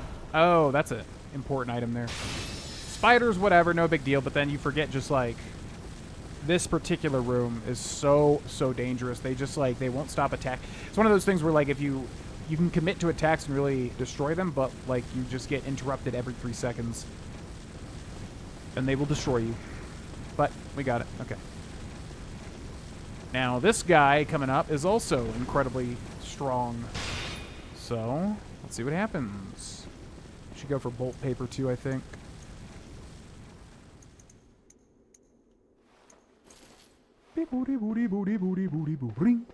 Just searched it, and it's believed to go back to turn-based. Yeah, because, like, how could you really... That would be a major shakeup if they took a generation of Pokemon and made it, like, real-time battle. I thought there was something where they said they were going to real-time battles forever now, but... Yeah, it just wouldn't be the same. But a lot of people hate turn-based combat, though. But... Yeah, I'm happy about that. Okay, let's go, buddy. You and me. Gotcha!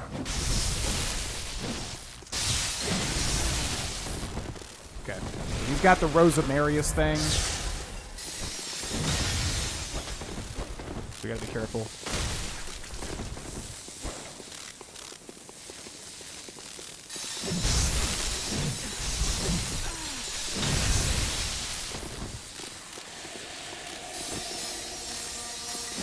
No! Oh, you son of a bitch. You got so lucky.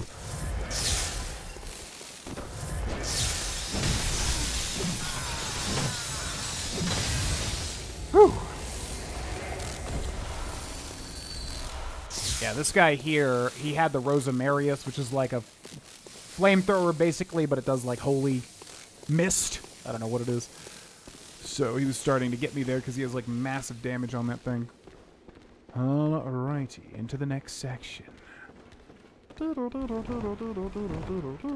gaseous AoE, yep. It's exactly what it is.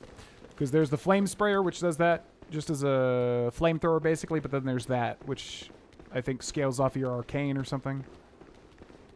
What's weird is, like, in Bloodborne, like, that stuff does nothing like that for you. You can use all the weapons they're using, and they don't deal a damn thing at all. Unless maybe, like, you're on New Game Plus and you've only gone towards, like, a specific stat or something. But meanwhile, the NPCs have, like, 50 billion HP more than you, and then also their damage is so high. And it would be one thing if, like, I could do that too, but I can't. Only they can do it. What's up, guys? How's it going? Just gonna grab your stuff here. Thank you. Needs to get that checked out. The gaseous AoE. Are there mimics in Bloodborne? No. There are, like... There is a chest enemy. Oh, see, look at this elf. Because he's getting frenzied. And we'll get his blood echoes, too.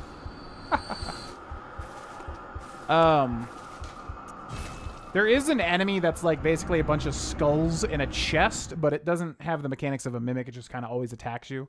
There is no traditional, like, Dark Souls mimic, which is really a missed opportunity, man. It must have just been... It must have just been an oversight or something, because, I mean, that would have fit so perfectly here. Some horrifying eldritch mimic. But chests are also a lot rarer in Bloodborne too, so maybe that's a part of it. But yeah, no mimics. Unfortunate.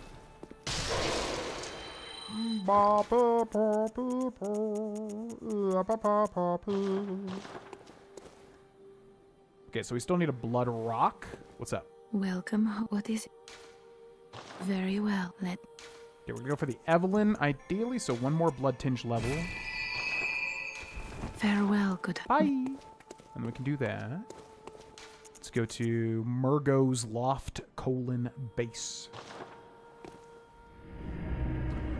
Ba-bee ba, ya ba ba ba ba, ya ba bee ba.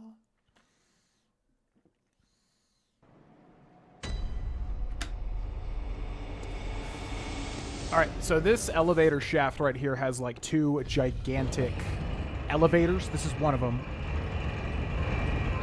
which serves as a shortcut to the first boss. Now you want to reset these, if at all possible. And then there's another elevator that links up right where that one does for a later boss. It's pretty interesting because, yeah, this whole place is like a massive loft, like a gigantic tower. What's up, guys? I forget how these guys attack you. Like, these guys do attack you, but so far they're just chilling. Oh. You okay? You good? What was that? Huh. Yeah, I forget what makes these guys aggro against you. I don't know. Excuse me, guys. Just going to be grabbing all your stuff in here. Excuse me. Maybe it's based on, like, your insight or something?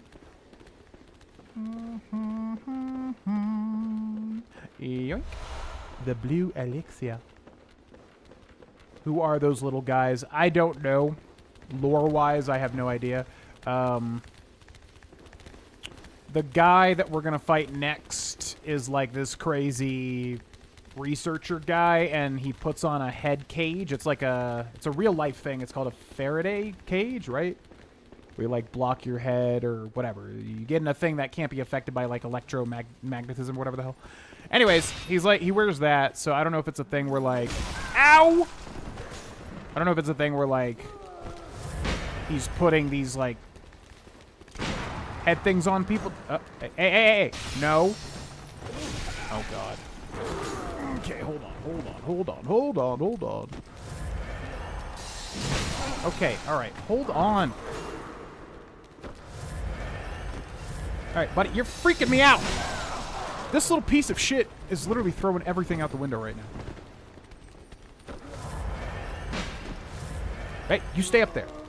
Hey, you little... You were cool. And now look at you. Alright. This person hits like a truck, so we got to be careful. I'll try to parry her.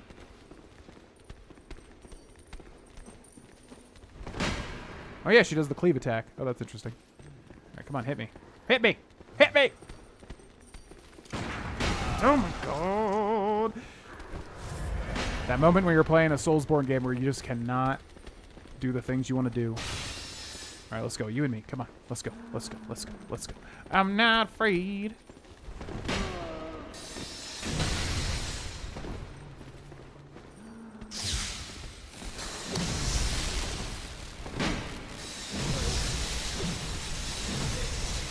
Oh, you're low now. Whoop!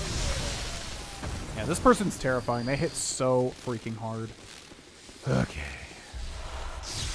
Lore-wise, they're just assholes official. Yeah. Makes sense to me. Yeah, I actually don't know. I mean, like I said, the guy here is obsessed with, like... Everyone has, like, cages on their heads, so I don't know if that's part of it, because these guys... You shover! These guys have, like, metal helmets, you know? There may be something there. I don't really know. They're just, like, little gremlins that mess you up during this part. Oh, look at you.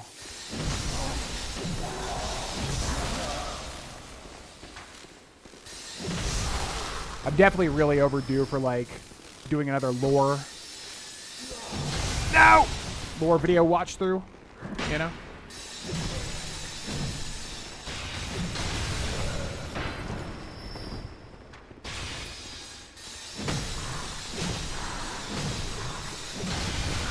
You sons of bitches. Stop.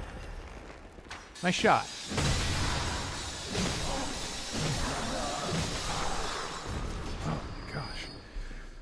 Okay.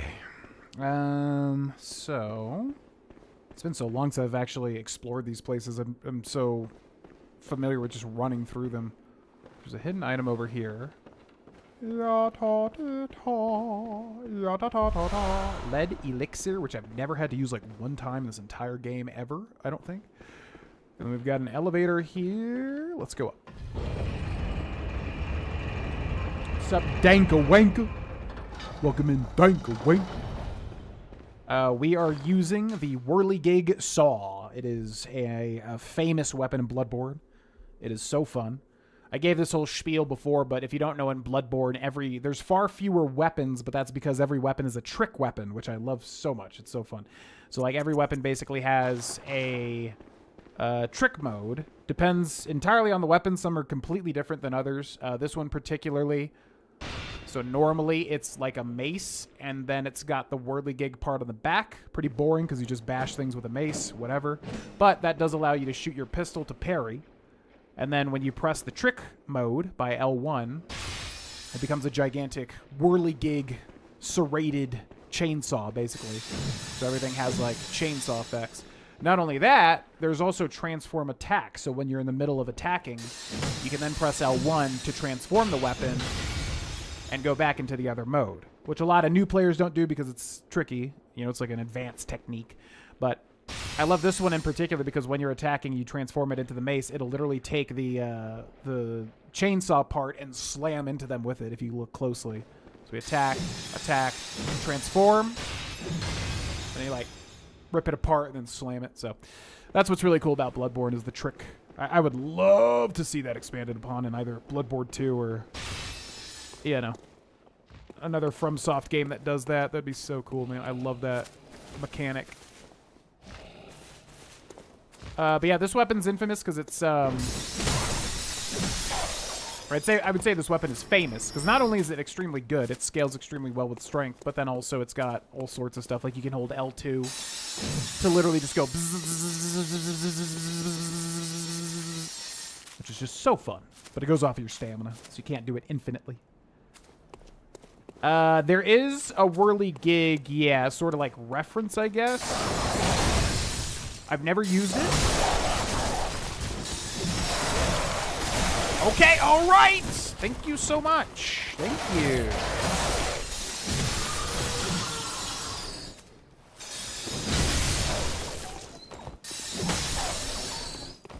Yeah.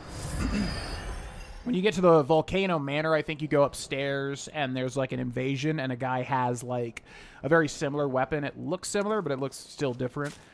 I forget what it's called. I want to do a playthrough with that weapon specifically, and honestly, I'm thinking now, and I'm like, why did I never do that?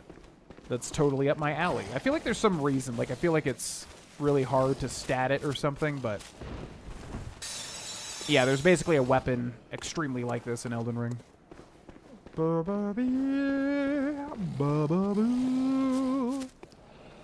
What's the most powerful weapon in the game, if there truly is one, in your opinion? In Bloodborne? It's a funny answer. No! I knew that was going to happen. Like, I knew it. I said I'm going to try to go for the plunging attack, and it's just going to go right in between. Not on the thing, not off the thing, right in between for that one pixel that you need to fall through to die. I knew it. And it happened. It's a funny answer as far as like what's the most overpowered weapon or the strongest weapon in Bloodborne, because most people will probably say literally the starting weapon. This weapon here, the Saw Cleaver, it's literally like the iconic Bloodborne weapon. People say this one's the best. I don't know technically if it is, but it's definitely extremely good. Like if you just upgrade it naturally throughout the game, it's so fast that it just deals insane damage, and then you can transform attack with it as well, and that deals huge damage too. So yeah, stats wise, I wouldn't be surprised if it was actually the starting Saw Cleaver, but it's known as like the best weapon. What's my personal like best weapon?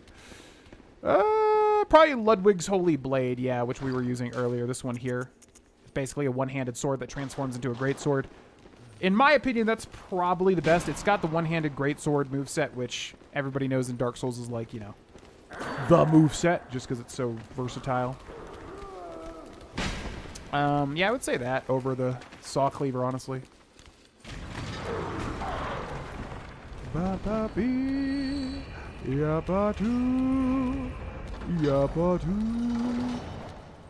Yeah, this game has very unique create. Okay.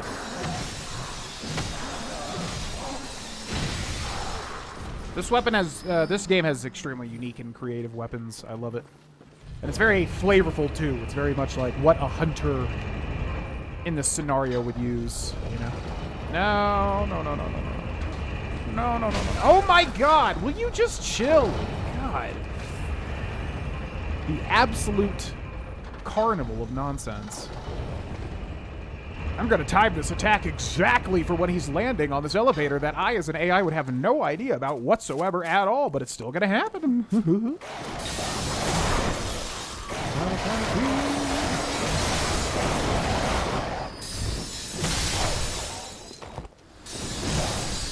By the way, these are dog birds, which is interesting. Yeah, the dogs in this one are okay. They're not too bad. I'm thinking, what is it, Elden Ring? There's like one that has really genuinely annoying-ass dogs. All right, so, wow, and he's even got my blood echoes. Well, I'm going to give you like a Molotov in that case, because you're going to be annoying as hell to deal with. Molotov. Where is my Molotov? Do I not have a Molotov? Delayed Molotov. Okay. That works. So you can have this. Did I literally throw that in front of me? Okay. So you can have this. So you can have this.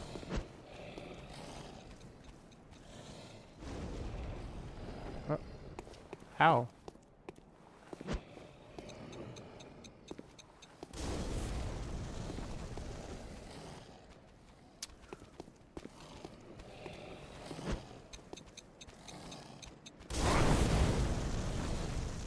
Yeah, no, if you could, like, come out, like, this is really annoying to deal with. I can shoot you, but it deals, like, no damage. Right. We'll do it that way, I guess. You want to come out so I can, because I don't want to, because I know if I try to jump over there again. Here, well, actually, you gave me some space. Okay, I think this will work. Yeah!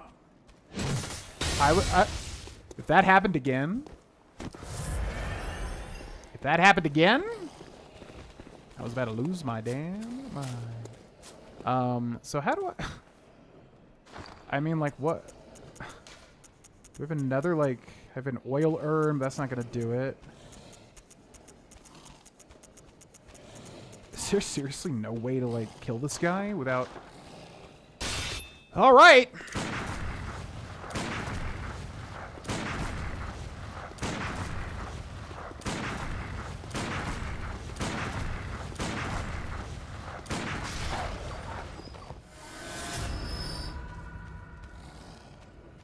Thank you. Need to guide that bird for real, though.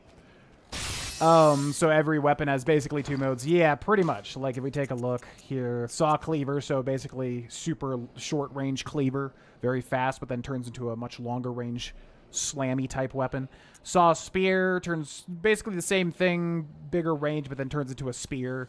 Ludwig's holy blade, little one-handed sword that you can parry with your gun with the other hand, but then turns into a 2-handed greatsword. Freaking awesome.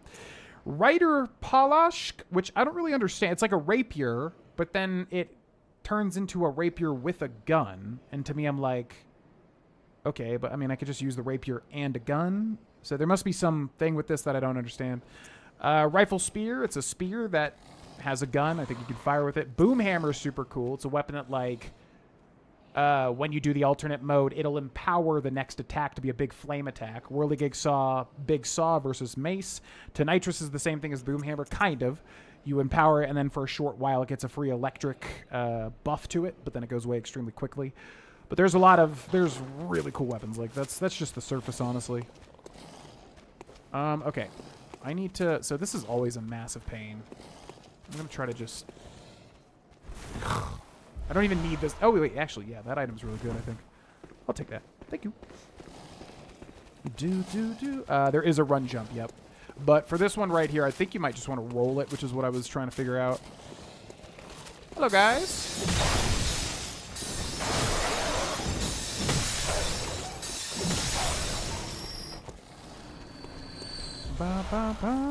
Okay, I think that's the boss. Yeah, we're actually really close to the end of the game already. I didn't even realize. That's the boss through there. There's another shortcut here. One of the first Bloodborne gameplay things I ever saw was people fighting on those elevators.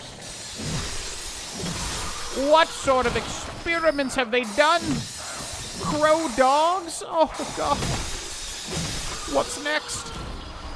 Dog birds? Bird dogs and dog birds? What the hell? What's going on here? Yeah, one of the first, I think like the first Bloodborne gameplay I ever saw, because I didn't have a PS4 and I wasn't able to play this, was people going up and down these elevators. Oh, there's a secret here. Wait. There's a secret on one of these two. Ba ba ba. Ba ba bee. So actually, we can go wield the Evelyn now, can't we? Yeah, I think so.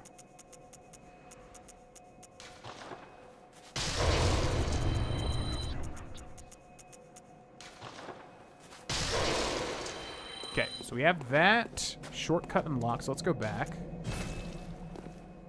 I hope the Evelyn's good, because I can't remember... feel like it's a slower shot, which actually really sucks because you want a very quick to parry. Welcome. Very well. Okay, blood tinge goes up. Farewell. Then we can switch the hunter pistol for the Evelyn, considered the best pistol in the game, I think. Special pistol used by Canehurst Knights, the Evelyn uses quicksilver bullets just as any workshop firearm, but the Canehurst variant relies more on blood tinge, which is a stat. Lovingly named after a woman and graced with an intricate design, Evelyns were adored by Canehurst Knights, and they look genuinely so cool. Now, if we shoot with the Evelyn... No, I guess it's about the same, so it's just basically a better hunter's pistol, I think. I don't know if it's worth the blood tinge to get to that point, but we shall see. Okay, Whirligig Saw, we need 1 Blood Rock, but the Evelyn, we need normal upgrades, normal upgrades, normal upgrades, normal upgrades, normal upgrades, normal upgrades, Bloodstone Chunk. We need 2 more, which I think we can buy at least 1 from the Insight shop over here. We're gonna buy a Bloodstone Chunk. And then come back over here. And then go to Blood Gem Fortification. Check the Whirligig Saw. Oh, there is something.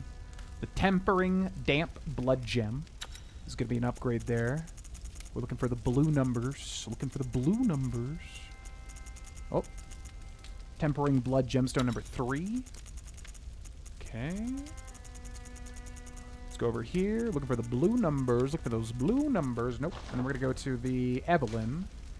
And we only have 1 slot here. Blood attack up.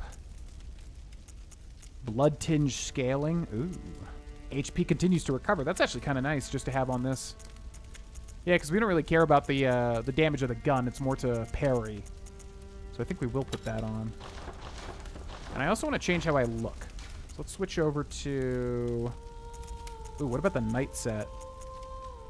Ba, ba, ba, ba. We need to switch the helmet here. Let's go for the hunter hat. And let's go for the old hunter cap. And Black Church. And Knight's wig. Ooh. Ooh, I kind of like this. Yeah. Let's do Constable's gloves. Let's do Charred Hunter trousers, maybe? No. Let's do Executioner trousers. Little big. Little big. Let's do Knight's trousers. Alright, we'll roll with this for a little bit. Not typically my style, but I like it. Ya ta ta ta. Ya pa pa pa pa. Let's get out of here. Let's skydaddle. Margot's Loft Base.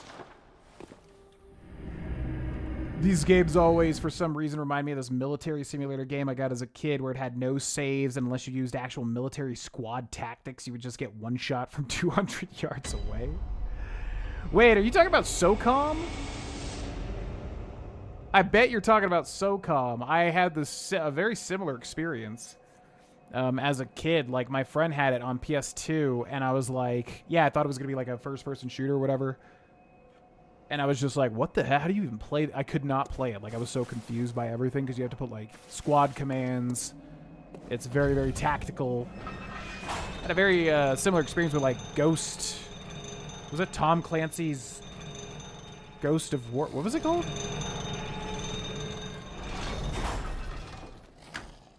Tom Clancy's Ghost or something like that? I had a very similar experience with that where I was like, what the hell is even going on? Did not understand the tactical shooters. Okay, now we got a veritable bastard coming up as a boss. Hate this guy. This guy literally sucks. Probably my least favorite boss in the entire game. No joke.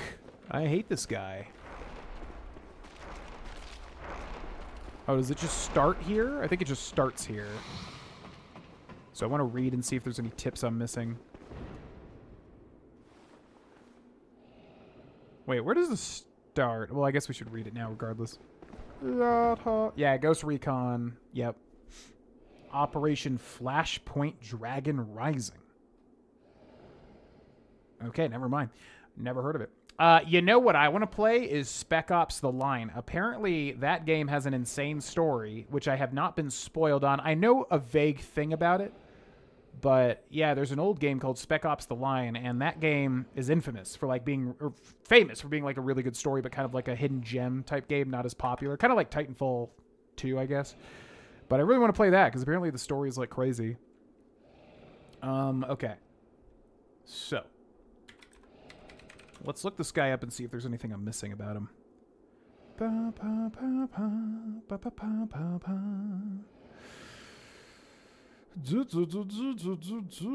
Not optional. You fight him in a library with steps going up and down, full of mist on the ground, making enemies harder to see. Overall, he is not an aggressive boss, but access to the magical spell. And in Phase 2, a dangerous, as well as the little puppets who help him during the first part of the fight. In the first phase, there's a single dead-end path leading to a room. Chase him until he's standing in front of it. Then back off and approach him from the opposite side so that when he runs directly away from you, he'll run into the dead end. Once he's in the room, you can fight him.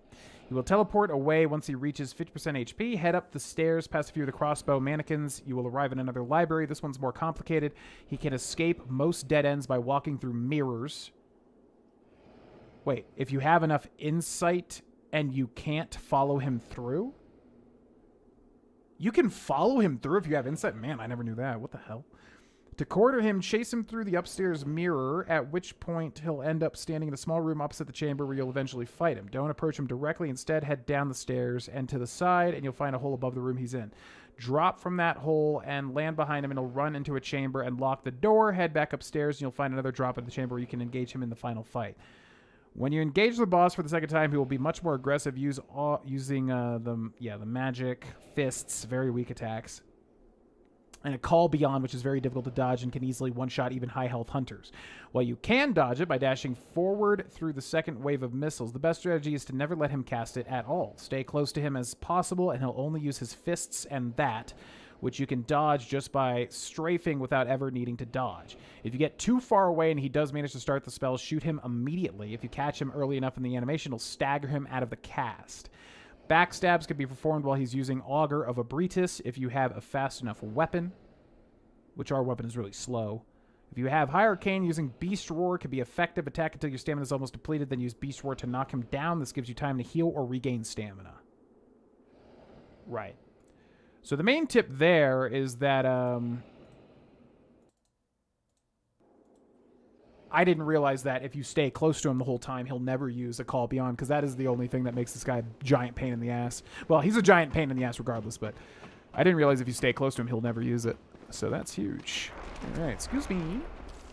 Does the fight start right now? Yeah, here we go. Ah, cause.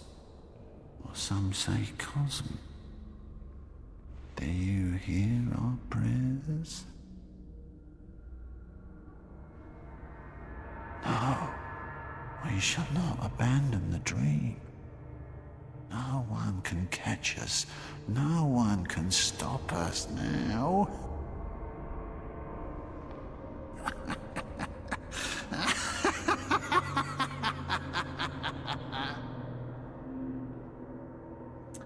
Yep, this guy is infamous. I really, I want to like it because it's so silly. But he's just so annoying. He's, unbelievably annoying to fight. So we got Micolash, host of the nightmare. And he just runs from you. And you got to basically chase him into a dead end. Is he already there? He might already be there. So he stops right there. And then I think if we go over this way and then chase him this away, he should run back there. Yep, there we go. So that's the first phase, basically. Oh, and yeah, he just fights you now. Okay. Oh my god. That's right, you can use that as a parry. Forgot about that. Alright. So, the annoying thing about this guy is he fights you with all these little dudes.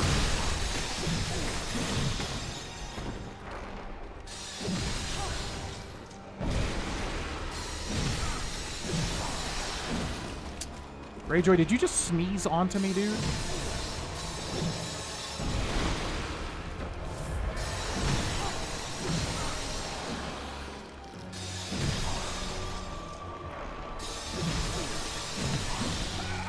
Stupid skeletons are so annoying.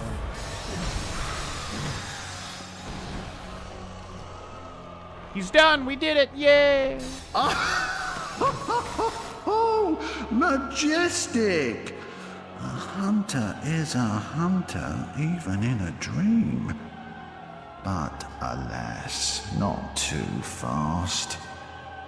The nightmare swirls and churns, unending. Okay, whatever you say. And then now he goes this away. Ba ba ba ba ba ba ba ba ba ba ba bee.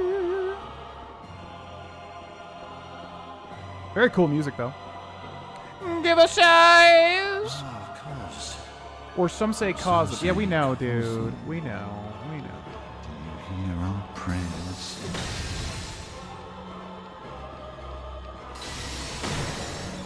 Ba, ba, ba.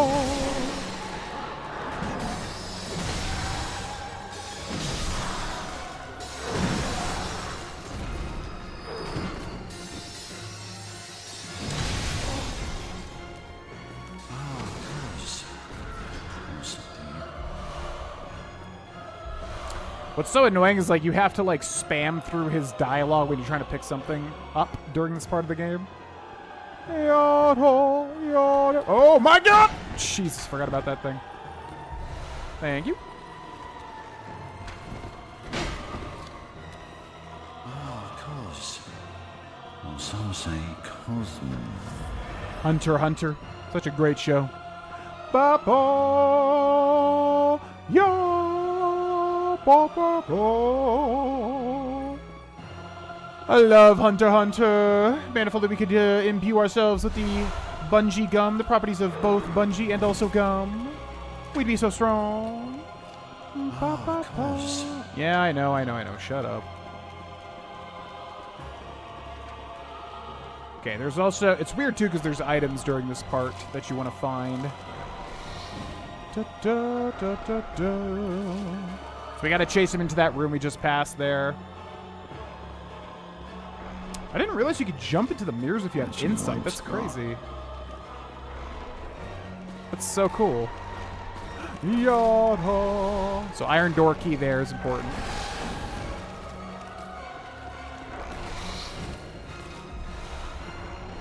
Bum bum bum bum bum bum bum bum bum bum bum bum bum.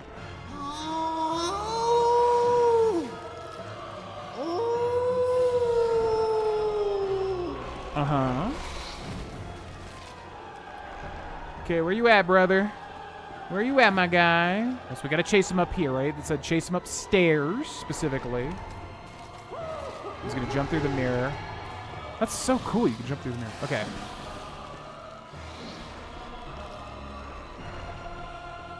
Ba ba ba. Ya ba ba ba.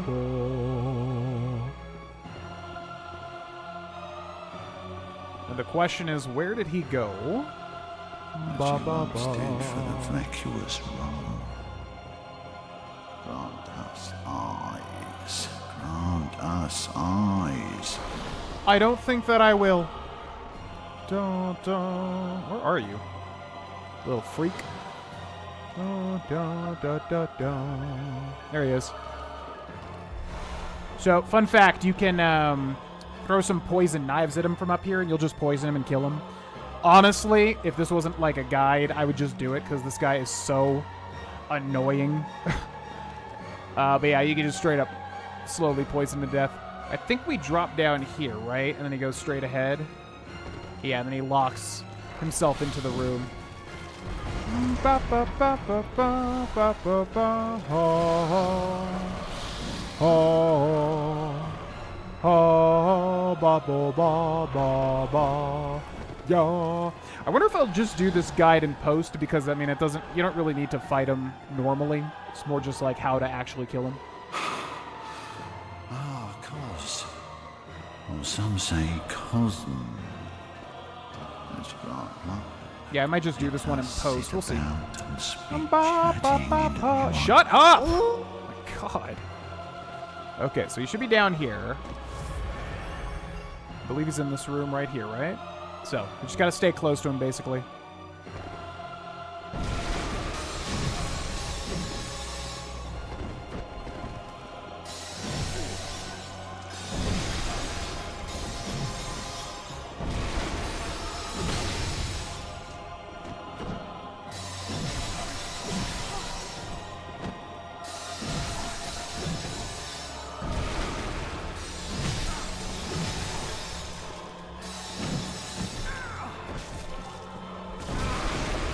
Can I move?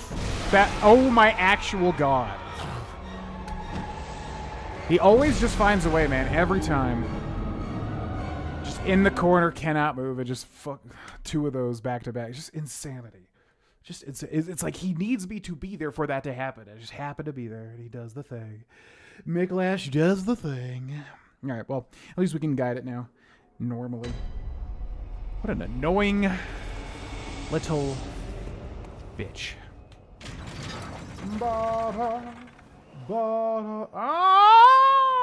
GV, or as some say, Grohlvana.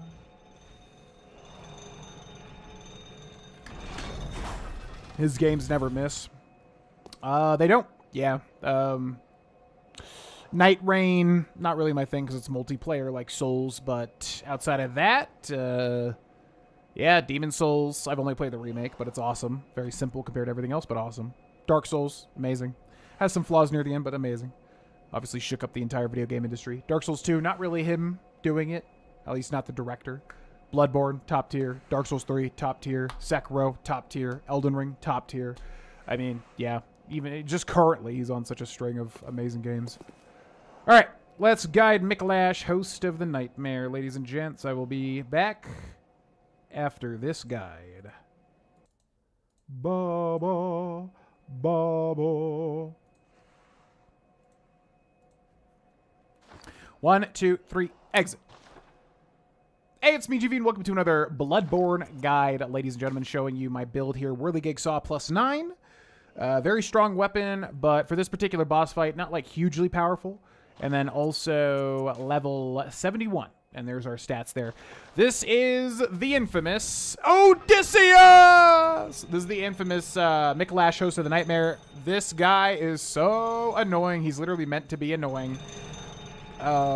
Just runs you around and wastes your time and then has little cheap gimmicky fights, attacks in order to kill you. So, super duper annoying, but I'm going to tell you how to beat him and show you how to beat him, and let's get into it. So, right here is where it starts. Now, for this first part, basically what you're doing is you're trying to chase him into a dead-end room. So there he is right there, and he's actually already in front of the room. The room is straightforward. Watch out for these mannequins, by the way. So I'm wondering, I feel like he won't directly go in there, because you basically need to chase him to right there, and then you need to come from behind him. But I feel like he doesn't let you do that too quickly. So let's walk down and see if he does it. So now if we go directly behind... Yeah. Okay, yeah, so that's probably really good for speedrunners because you want him to do that. Now, the trick here is stay close to him constantly. He's going to do this tentacle move right here called the Augur of Abritus. He's basically just going to spam it, and we just want to punish him whenever he does it. The hitbox is direct... Oof. It's going to say directly in front of him. So let's back up a little bit. We're going to heal. He's also got these mannequins that are fighting with him, which are super annoying. If you can get out a visceral attack behind him, or a charged attack, you will be able to stun him. However, my weapon here is just too slow. I'm not really going to be able to do it, but that's okay. So he'll only just do this over and over and over again. You just want to not freak out. You just want to constantly move and make sure you're not standing in front of him when he does it. And that's pretty much all that this first phase is. So I'm going to wait for him to do it because I know he wants to. Okay, so once that happens, he's going to shriek and disappear. I'm going to spam through his dialogue. Now we're entering the second part of the fight. So you need to exit out here and then go up these stairs. Now, if you go down the stairs, there's some items you can grab. It is kind of worth it, but just be careful. There is some bad stuff down there. What we want to do is we want to head up here. Wow. You really had to hit me with that shot, didn't you? So let's heal. He will talk to you throughout the entire fight, so you have to spam through his dialogue if you want to pick up items. It's actually incredibly annoying. Now, he's right there. So what we need to do is we need to chase him upstairs. So actually, he needs to not be here. I think he falls down. So, fun fact. Right here, when you can see him from above, you can use poison knives. Oh, I think I sold them. If you have poison knives, you can just throw them here, and he'll get poisoned, and he'll die that way. And honestly, he's so annoying. I don't even, like, blame you if you do it that way. This guy is just... Yeah, he's like a gimmick fight. So you can poison him like that if you so wish. I think you can damage him with the plunging attack. I'm going to go for it here. I don't think that was going to land. All right, and then good. Yeah, so you want to chase him through here. He's going to lock himself into that room right up there. Now, basically, we need to land on top of him and then fight him. So what we need to do is we need to go up these stairs, and we're looking for a drop down into his room. I don't think this is the one. I always get confused by the layout here. Oh my god, what was that noise? So yeah, that's not the room. Look how much dialogue he has, by the way. So we're looking for basically a little drop down. So I think it's this way, if I remember correctly, over here. Yeah, right here. So here's the deal with Micolash. Once you drop down, you basically want to constantly stay next to him. If you go away from him, he's going to use the Call from Beyond, which is a spell that makes, like, all these little tendrils come out. And if they hit you, you can just get insta-killed, especially if you're in the middle of an action. It's horrible. So he'll never use it if you're staying close to him. So I cannot stress this enough. Stay close to him constantly. He's going to do the Augur of Abritus, the forward thing, just like in the first phase. And then he's also going to try to just punch you, which doesn't really do much. The only thing is if he punches you, he can combo you into the Augur. So constantly stay next to him, constantly damage him, and I'm actually going to pop a bolt paper just because this guy is so annoying and gimmicky. So here we go. I'm going to lock onto him, and he's just going to try to do this over and over and over again. The Augur of Abritus right there. Now, like I said, if you just stay next to him, you can constantly damage him, and he'll never do the Call from Beyond, which is so nice. But you also don't want to get stuck in a corner, by the way. So kind of hit him a couple of times, and then just back off and just keep the distance close. You can see he'll just, like, attack you with his hands, but whatever. It doesn't really do anything. He's just basically trying to trick you into getting hit by the Augur of Abritus. Okay, I think I can kill him here. Down he goes. Such an annoying boss. Now I'm waking up. I'll forget everything. I know. Sucks, don't it? Prey slaughtered. Down he goes. We get the Mensis cage. We're also going to grab our blood echoes. And then there's going to be a cutscene here, which we'll let play out real quick.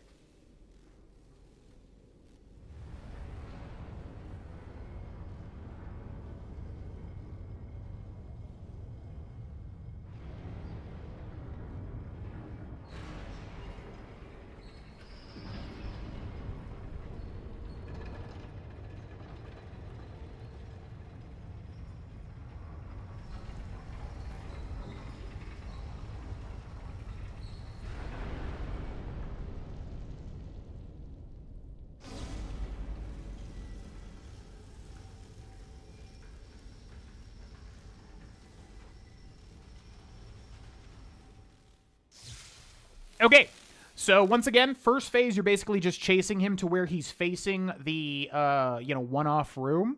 You want to make sure that you come from behind him and then chase him into there and then just basically stick close to him. He'll try to just auger, which again only hits in front of him. If you do have a weapon that can very quickly do a charged R2, you can always punish him and visceral him when he does it. However, again, this weapon's too slow, so I can't really do it. And then, second phase, you want to chase him to where he drops down like you saw. Again, if you have poison knives, feel free to cheese him. Honestly, this boss is so dumb, I don't really care. To me, it's like a valid thing. And then follow him into that room where the door will close behind him, this room here. And then you have to go above and then drop into this room. And again, just stay close to him. If you stay close to him, he'll never do the call from beyond, which is really the only like super bad thing about this fight. And just constantly whittle away at him over and over until he is dead. And that's Micolash, host of the Nightmare. Easy, quote unquote, but also incredibly frustrating. Thanks for watching. Follow for more guides, and I'll see you next time. Bye!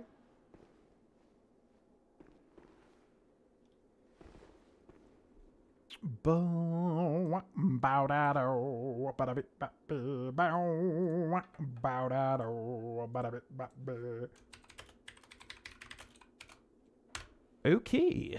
Pretty clean. Pretty clean. Pretty clean. What's up, Reaper Shadows? Hey, GV, I'm currently watching your Fallout 300% Let's Play. Just want to say that I'm enjoying it very much. Thank you for watching. I'm glad you're enjoying it. Well, we'll probably compile it sometime. Although we've got like 3 compilation series going on currently. But yeah, I'll probably make it a little more easily watchable eventually. GG. What's up, N7? Welcome in. Welcome in. He's a very silly man. It's true. It's true. Okay, so we got the iron key. We'll be wrapping up the stream here in a second. Wonder if there's anything else we could do. How close are we? Are we literally just at the final? Oh, that's right. There's that whole other section. Yeah, we're actually, I mean, we could literally beat the game probably within the next 2 hours. However, I have to learn 3 bosses and make sure that they're clean. And then there's the DLC. And then there's anything else that I maybe do or do not want to do for this game. But yeah, this is relatively like one of the last bosses.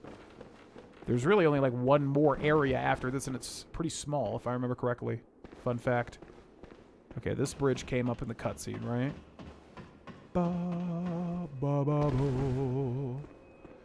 So yeah, maybe one more stream for like the rest of the normal bosses, and then there's the DLC, which that has some of the hardest stuff in it.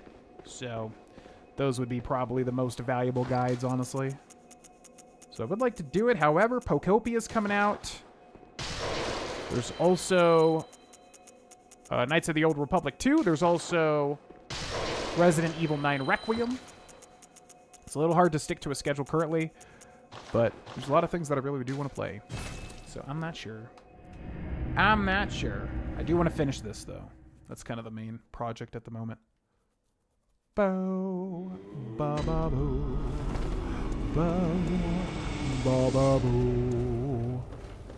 Okay, let's go over here. Repair weapon. Fortify weapon. Evelyn plus 8. So we need 5 more bloodstone chunks for that. Blood gem fortification. See if anything turns blue. I don't think we got any new blood gems, right?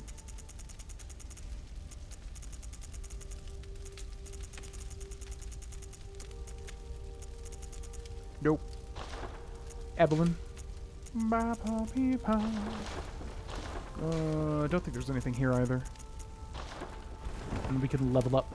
So let's take a look at the stats on this weapon. A, scaling with strength. So we definitely want strength, unless we switch to a quality or dex build later. Or skill build, I should say. I'm very well. So I'm noticing my endurance is a little low currently. Yeah, I think I want endurance up so we can get like one more attack, basically. Farewell, good mate. Goodbye. All right, and we'll end this episode, or stream, I should say, here, ladies and gentlemen. Like I said, tentative schedule is going to be Monday, Wednesday, Friday at 2 p.m. Mountain Time, which is 4 p.m. Eastern Time. Right now, I'm like, today was a good example where so many things popped up where I was like, shoot, okay, I have to push it like really far. So I don't know. It's going to be touch and go, like I said, for like probably like 1 to 3 more months until we're like situated and I can make an actual schedule. So, like I said, follow the Twitter at Grohlvana or join the Discord if you're a member or patron, and you'll be alerted when I'm live. That's the best way until I can just guarantee I can stick to a schedule, you know. But, yeah, thanks for watching, Danka. Have a wonderful night, ladies and gents. Next stream will basically be any morning when I have time and that I feel like I want to stream. And then also, we're going to try to stick with Monday, Wednesday, Friday. I would say probably around 2 to 3 p.m. starting time, mountain time, unless just things pop up. For instance, Wednesday, there's a thing that's going to happen where it's like right at when I would go live. So like I said, it's just going to be touch and go for now, but in 1 to 3 months that will calm down. Yeah, thanks for watching, everybody. It was a joy and pleasure hanging out with y'all. Have a great night. I'll see you next time. Bye.